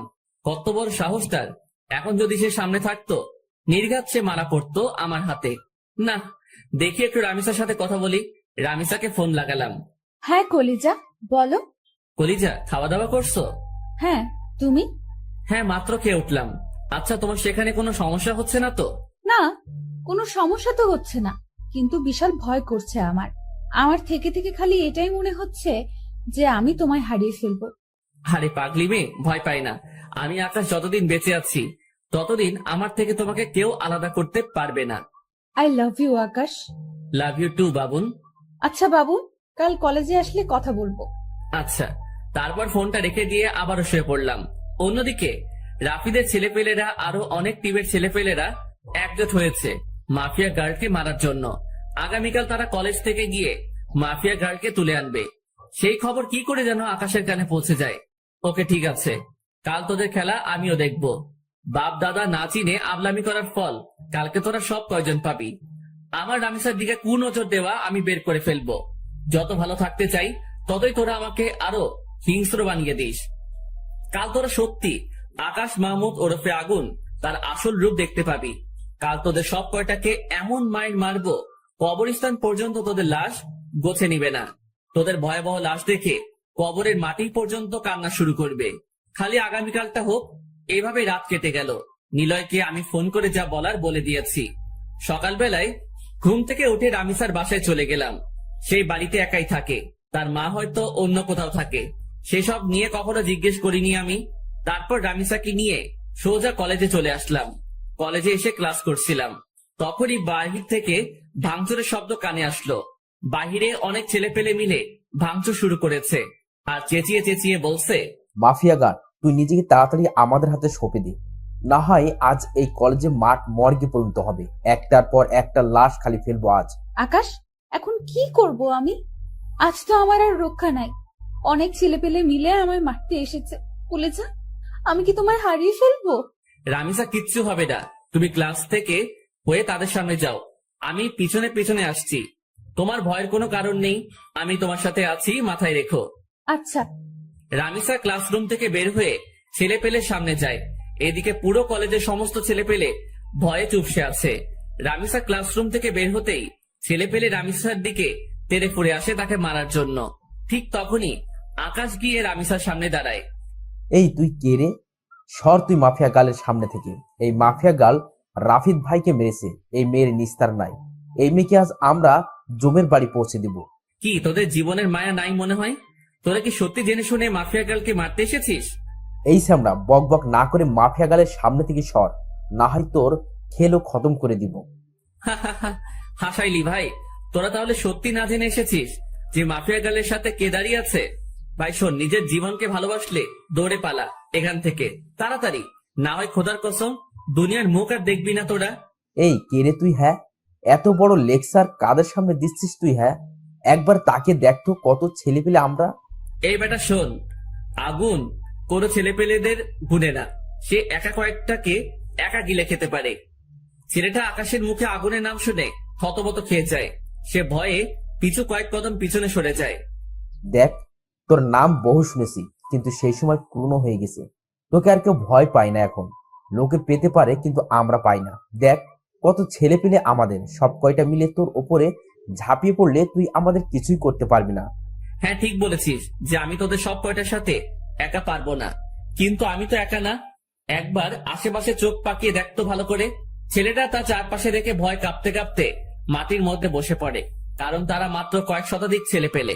সে পাশে তাকিয়ে দেখে পুরো একটা দানবের দল কালো কোট টাই পরে মেশিন হাতে নিয়ে দাঁড়িয়ে আছে। একটা ইশারা পেলেই সব কয়টার খুলি উড়িয়ে দিবে দানবগুলো।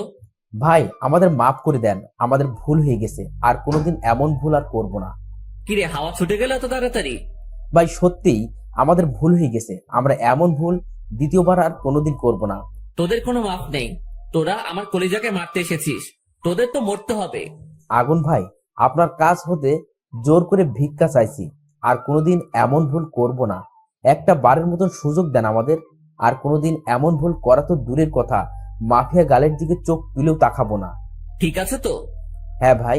এবারের মতন মাফ করে দিলাম, যা এবার এখান থেকে সব কয়টা লেজ গুটিয়ে পালা। আকাশের কথা শুনে সবাই মিনিটের মধ্যেই জায়গা খালি করে ফেললো, কারণ তারা জানে যে আর এক মুহূর্ত এখানে থাকলে তাদের লাশ মাটিতে পড়বে, তাই সবাই লেজ গুটিয়ে পালিয়েছে। এদিকে রামিসা তো পুরাই অবাক আকাশের কর্মকাণ্ড দেখে। সে খুশিতে আকাশকে জড়িয়ে ধরে। কলিজা, আমি তোমায় অনেক বড় বিপদের মুখে ফেলে দিলাম, তাই না? না রামিসা, সেসব কিছুই না। বিপদ মানুষের জীবনে আসেই, আর পেরেশান জিনিসটা মানুষেরই বহন করতে হয়। হয়তো আমারও সাময়িক সময়ের জন্য বহন করতে হচ্ছে, কিন্তু এতে আমার কোনো কষ্ট বা দুঃখ নাই, কারণ পেরেশান আমার কাঁধে উঠলেও আমি আমার প্রিয় মানুষটাকে সেভ করতে পেরেছি। আকাশ, আমি অনেক বেশি ভালোবাসি রে তোমাকে, অনেক বেশি ভালোবাসি। আমি অনেক বেশি ভালোবাসি তোমায় রামিসা। হয়েছে, চলো এবার ক্লাসে যাই। রামিসাকে নিয়ে ক্লাসের দিকে রওনা দিলাম। ঠিক তখনই ছুটির ঘন্টা বেজে উঠল। আজ নাকি আর ক্লাস হবে না, কারণ কলেজে পরিবেশ পুরো নষ্ট করে দিয়েছে ছেলেপেলেগুলো। আকাশ, ক্লাস তো ছুটি দিয়ে দিয়েছে। হ্যাঁ, তুমি থাকো, আমি তোমার ব্যাগ নিয়ে আসছি, তারপর তোমার বাসায় পৌঁছে দিব। আচ্ছা। আমি ক্লাসরুমে চলে আসলাম ব্যাগ নেওয়ার জন্য। অন্যদিকে আমার ছেলেপেলেদের ইশারা দিয়ে চলে যেতে বলেছি, তারা চলে গেছে। আমি ক্লাসরুম থেকে ব্যাগ এনে রামিসাকে নিয়ে কলেজ থেকে বের হয়ে গেলাম। রামিসা, চলো রিক্সায় করে তোমায় আজ বাসা অব্দি পৌঁছে দিয়ে আসি। না, রিক্সায় যাব না আমি, চলো আজ হেঁটে হেঁটে প্রেম করতে করতে বাসায় যাব। আচ্ছা চলো। তারপর রামিসাকে নিয়ে তার বাসার উদ্দেশ্যে রওনা হলাম। দুজনেই হেঁটে হেঁটে গল্প করে করে বাসার দিকে যাচ্ছি। ঠিক তখনই সামনে অনেক কয়টা ছেলেপেলেকে দেখতে পেলাম। সেখানে রাফিদের ছেলেপেলেরাও আছে, যারা রামিসাকে মারতে এসেছিল। কিরে, তোরা আবার এখানে কি করছিস? তোকে আর মাফিয়া গালের জমের বাড়ি পৌঁছে দিতে এসেছি, কারণ তখন কলেজে তোর সাথে ছেলে পিলে ছিল, কিন্তু এখন তোর সাথে কেউ নাই, তুই একা। একা হলেও তোদের কেরাতে আমার বেশি সময় লাগবে না। এই, তোরা মার সব কয়টা মিলে বেটাকে আর মাফিয়া গালকে। রামিসা, তুমি পালাও, আমি এদের দেখছি। না, আমি তোমায় একা ছেড়ে কোথাও যাব না। রামিসা, আমি তোমায় পালাতে বলেছি। এটা বলতে না বলতে ছেলেপেলেরা আমার কাছে চলে আসে মারার জন্য। আমিও কম কিসে কেলাতে শুরু করলাম উড়াধুরা। 10-15টাকে একাই মেরে মাটিতে ফেলে দিয়েছি, আরো কয়েকটা এগিয়ে আসছে মারার জন্য। ওকে, তোদেরও জমের বাড়ি পাঠাবো দাঁড়া। ওদেরকে মারতে যাব, ঠিক তখনই পিছন থেকে কেউ একজন কাঠ জাতীয় কিছু একটা দিয়ে মাথার মধ্যে আঘাত করে। পিছনে ফিরে দেখি রামিসা। আমি ধপাস করে মাটিতে পড়ে গেলাম। মাথা দিয়ে চুইয়ে চুইয়ে রক্ত পড়তে আরম্ভ করলো। রামিসা, তুমি এটা আমার সাথে কি করলে? রামিসা পৈশাচিক হাসি হাসছে। এই হারামের বাচ্চা, চুপ, একদম চুপ। কিসের রামিসা? হ্যাঁ, কিসের রামিসা? রামিসা নামের এখানে কেউ নাই। যার সাথে তোর এতদিন লুতুপুতু সম্পর্ক ছিল সে হচ্ছে ডার্ক ডেভিল মাফিয়া গার্ড। সে সবার উপরে হুকুম মতো চালায়, কারোর হুকুমে সে চলে না। তুই কি ভেবেছিস আমায়? আমি সত্যিই তোকে ভালোবাসি? তাহলে সেটা ভুল। মরার আগে একটা কথা কান খুলে শুনে রাখ, আমি কোনো রামিসা নামিসা না। আমি হচ্ছি তোর জম মাফিয়া গার্ড, যাকে কেউ বশে আনতে পারে না। আর তুই ভাবলি কি করে যে আমি তোর বশে আসব? বহু সাধনার পর তুই আগুনকে হাতে পেয়েছি। অনেক সাকসেস প্ল্যান করতে হয়েছে এর জন্য আমার। তোর রক্ত খাওয়ার জন্য দীর্ঘ কয়েক মাস ধরে অপেক্ষা করতে হয়েছে আমাকে। আজ ফাইনালি সেদিন এসেছে। আজ তোর রেহাই নাই। আজকের পর সারা দেশে মাফিয়া গার্লকে সবাই এক নামে চিনবে, যে কিনা শহরের নাম করা গ্যাংস্টার ওরফে আগুনকে টপকে দিয়েছে। রামিসার কথা শুনে নিজেকে আর স্থির রাখতে পারলাম না, সাথে সাথে চোখ মুখ বন্ধ হয়ে গেল। এরপর আর কিছু মনে নেই। অন্যদিকে নিলয় ছেলেপেলে নিয়ে আকাশের পিছু পিছু আসছিল। তার কেন জানি মনে হচ্ছিল যে রাফিদের ছেলেপেলে কিছু একটা করতে পারে। অবশেষে তার সন্দেহটা সত্যি হলো। নিলয় দেখতে পেল যে আকাশকে রাফিদের ছেলেপেলে মিলে মেরে রাস্তায় ফেলে মারছে। এটা দেখতে পেয়ে নিলয় আর তার সাথে সমস্ত ছেলেপেলেরা সেদিকে দৌড়ে যায়। নিলয় আর তার ছেলেপেলেদেরকে দেখে রাফিদের ছেলেপেলে আর মাফিয়া গার্ল তাড়াতাড়ি সেখান থেকে পালিয়ে যায়, কারণ তারা ভালো করেই জানে যে আগুনের ছেলেপেলের সাথে তারা কখনোই পেরে উঠবে না, তাই তারা সেখান থেকে পালিয়ে যায়। এদিকে নিলয় আকাশের এই অবস্থা দেখে তাড়াতাড়ি হসপিটালে নিয়ে আসে। হসপিটালে আনার পর আকাশকে ইমার্জেন্সিতে নিয়ে যাওয়া হয়। তার মাথায় অনেকখানি ক্ষত হয়েছে। ডক্টররা ছোটখাটো একটা অপারেশন করে তাকে হসপিটালের বেডে দিয়ে দেয়, কিন্তু এখনো তার জ্ঞান ফিরেনি। দেখতে দেখতে 3 দিন পার হয়ে যায়। অবশেষে আকাশের জ্ঞান ফিরে আসে। চোখ মেলে তাকিয়ে দেখি 4 দেওয়ালের মাঝে শুয়ে আছি। পাশে নিলয়, আরো ছেলেপেলেরা বসে আছে। ভাই এখন কেমন লাগছে আপনার? হ্যাঁ ভালো, কিন্তু আমি কোথায় আছি এখন? আর তোরা এত ছেলে পেলে এখানে কি? ভাই রাফিদের ছেলে পেলে আপনাকে মেরে মাথায় জখম করে দিয়েছে, তাই হসপিটালে নিয়ে এসেছে আপনাকে। নিলয়ের কথা শুনে পরক্ষণে সমস্ত ঘটনা মনে পড়ল। সেসব মনে পড়তেই যেন ভিতরে দাউ দাউ করে আগুন জ্বলে উঠল। মাফিয়া গার্ল আমায় কি বলেছিল? যে সে আমার সাথে ছলনা করেছে, সে আমার সাথে প্ল্যান মোতাবেক খেলা খেলেছে। মাফিয়া গার্ল, তোকে তো আমি ছাড়বো না।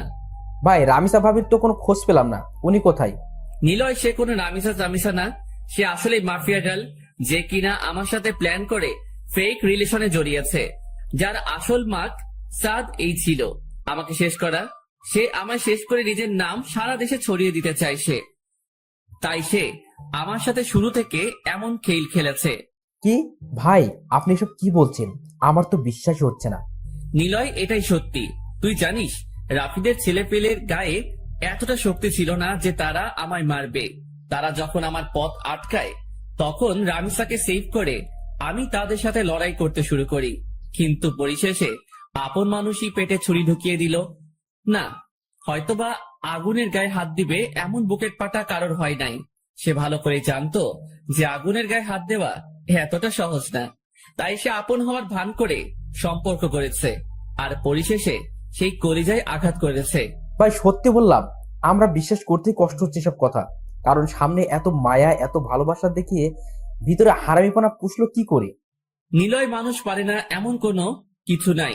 কিন্তু ভাই তাহলে আমি যে তথ্য দিলাম মাফিয়া গার্ল আপনার পূর্বের পরিচিত, আর তার ভাইয়ের কারণে সে এইসব পথে নেমেছে, সেসব কি ভুল?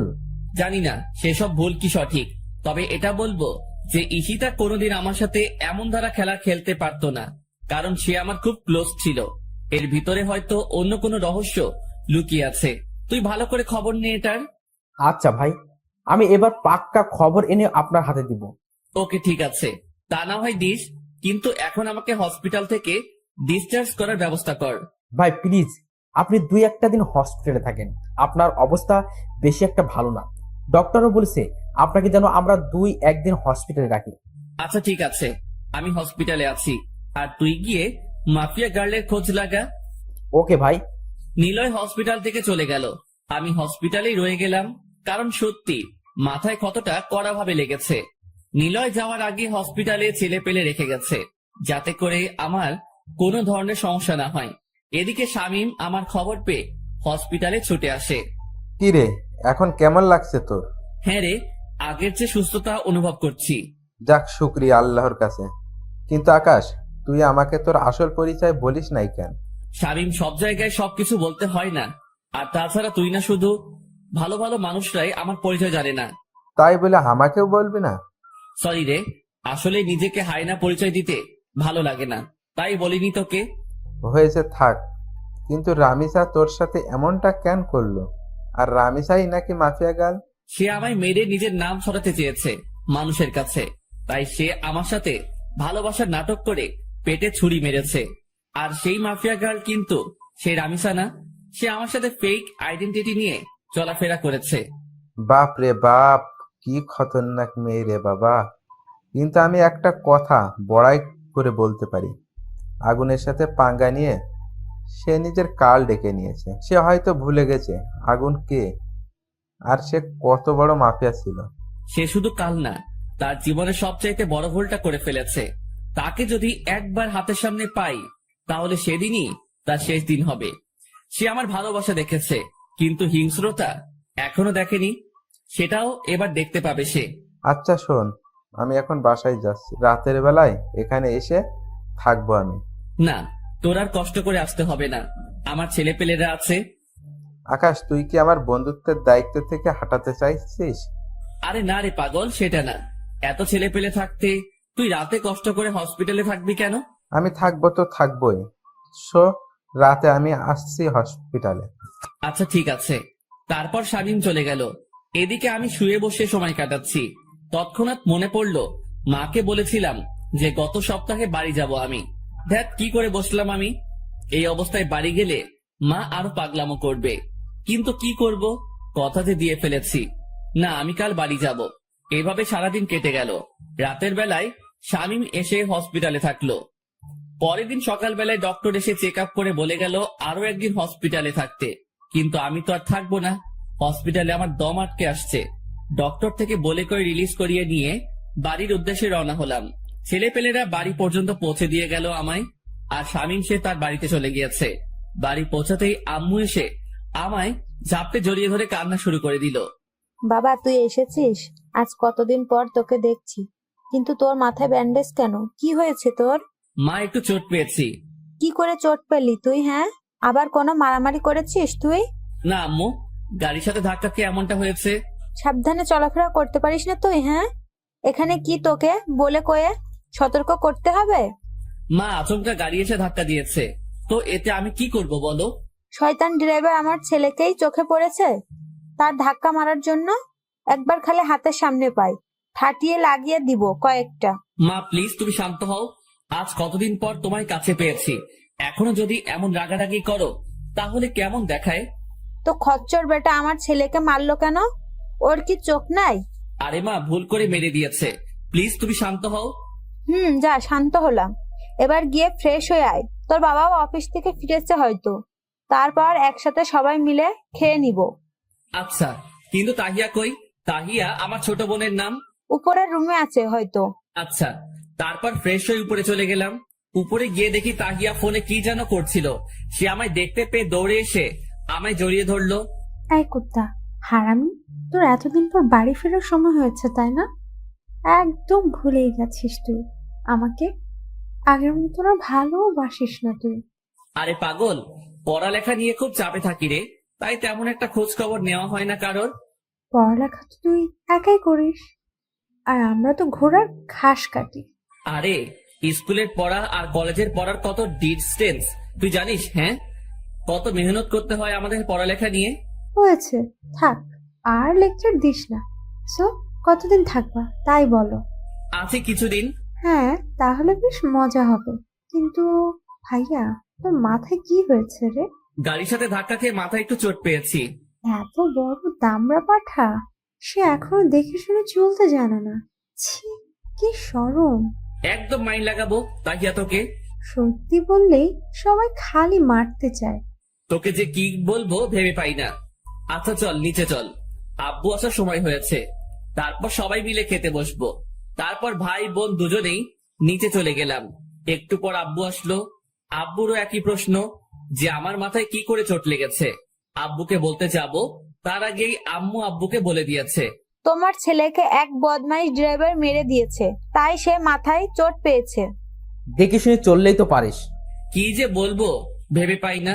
সবাই দেখি ঘুরে ফিরে একই কথা, তাই চুপ করে রইলাম। এভাবে 2 দিন কেটে গেল। বাসার সবাই আমাকে পেয়ে তো খুশির সীমা নাই। আমারও বেশ আনন্দ হচ্ছে মা বাবাকে পেয়ে। 3 দিনের মাথায় হঠাৎ আমাকে নিলয় ফোন দিল। হ্যাঁ নিলয়, বল। ভাই, অনেক বিশ্রী একটা জিনিস হাতে এসেছে। কি তথ্য পেয়েছিস বল। ভাই, বলার আগে আপনার কাছে পুরো জোর ক্ষমা চাচ্ছি। প্লিজ ভাই, আপনি আমাকে মাফ করে দিবেন। আরে বলবি তো কি হয়েছে। ভাই, গতবার আমি নিজের বলে মাফিয়া গালের তথ্য পাইনি। মাফিয়া গাল চাল করে সে নিজেই এমন ফেক তথ্য দিয়েছে আমাদের, আর আমরা ভেবেছি আমরা ছেলেপিলেরাই তথ্য কালেক্ট করেছে। কিন্তু এটা জানতাম না যে মাফিয়া গাল চেয়েছে বিধায় আমরা তার তথ্য পেয়েছি, তাও সেটা ফেক। মানে কি? ভাই, মানে হলো মাফিয়া গাল চাল চেলেছে আমাদের সাথে। সে আপনার খোঁজ বের করার জন্য ঈশিতার নাম ব্যবহার করছে। সে বহুদিন ধরে আপনার খোঁজ করছিল, কিন্তু সে পায়নি, কারণ আপনার বিষয়ে তেমন কেউ জানে না। মাফিয়া গার্ল ও না জানানদের মধ্যে একজন, কিন্তু সে আপনার পুরনো কলেজ সম্পর্কে জানতো, যে আপনি অমুক কলেজে পড়তেন। এছাড়া কোনো তথ্যই তার কাছে ছিল না আপনার নামে, তাই সে ঈশিতার রোল প্লে করে। তবে ঈশিতার ভাইকে সত্যিই থানার ওসি মেরেছিল, তাই তারা শহর ছেড়ে গ্রামে চলে যায়। আর একদিন মাফিয়া গাল সেই ফয়দাটাই উঠায়। সে ঈশিতার ছদ্মবেশ ধরে আপনাকে খুঁজে বের করে। সে আপনার খোঁজ বের করার জন্য ভালো সাজে, থানার ওসিকে মারে। সে এমনটা করে বুঝতে চাইছে যে সে তার ভাইয়ের মৃত্যুর প্রতিশোধ নিচ্ছে, কিন্তু সত্যিকার অর্থে আসল ঈশিতারা গ্রামে চুপচাপ বসবাস করছে। তারা সবকিছু যেন ভুলে গিয়েছে, কিন্তু মাফিয়া গাল সেই সুযোগ কাজে লাগিয়েছে। সে আপনার কাছে আসার জন্য সেসব ফেক তথ্যগুলো আমাদের হাতে তুলে দিয়েছিল। যাতে করে আপনাকে মেরে ফেলতে পারে। আর সে ইচ্ছা করেই ঈশিতার ভাইয়ের ব্যাপারটা সামনে এনেছে আমাদের, যাতে করে আমরা সেই তথ্য মোতাবেক আগাই আর সে তার কাজের আঞ্জাম দিতে পারে। অবশেষে সে তাই করলো। ঈশিতার নাম ব্যবহার করে ফেক তথ্য দিয়ে সে তার কাজ চালিয়ে গেল, আর মাঝে গোমরা হলাম আমরা সকলেই। নিলয়ের কথা শুনে যেন পায়ের নিচ থেকে মাটি সরে গেছে আমার। ওর কথাগুলো যেন নিজেই কানকে বিশ্বাস করাতে পারছি না আমি। নিলয়, কি বলছিস তুই এসব? হ্যাঁ ভাই, সত্যি বলছি। সে ইচ্ছা করে আমাদের ভুল তথ্য দিয়েছে ভাই। এখনকার মতে সত্যি হলো এটাই যে আমরা তার খোঁজ বের করিনি, সে আমাদের খোঁজ বের করে নিজ ইচ্ছায় যার নিজের নামে ফেক তথ্য তুলে দিয়েছে, যাতে করে আমরা গোমরা হই। মাথায় তো কিছুই কাজ করছে না নিলয়। কিন্তু একটা জিনিস ধরলাম, সে ঈশিতা, সেটা প্রমাণ করার জন্য থানার ওসিকে আর রাফিদকে মেরেছে। কিন্তু তারপরে গিয়ে রাফিদের ছেলে পেলের সাথে কি করে সে উঠা বসা করছে। আর রাফিদের ছেলে পেলে তো তাকে মারার জন্য হাই হুতাশ করছিল। কিন্তু এখন দেখি সবকিছুই উল্টো। চোরে চোরে খালাতো ভাই আর মাঝে এসে আমার উপরে হামলা করলো।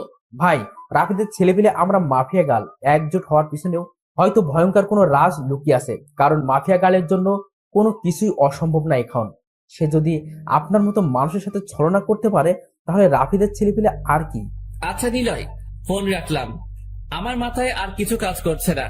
আমি আগে নিজেকে সামলাই, আর তুই মাফিয়া গার্লে তালাশ কর। একবার যদি ধরতে পারি মাফিয়া গার্লকে, তাহলে 100% ধরে রাখ তার যৌরঙ্গের মধ্যে পেরেক মেরে তাকে আমি চৌরাস্তার মোড়ে লটকে রাখবো।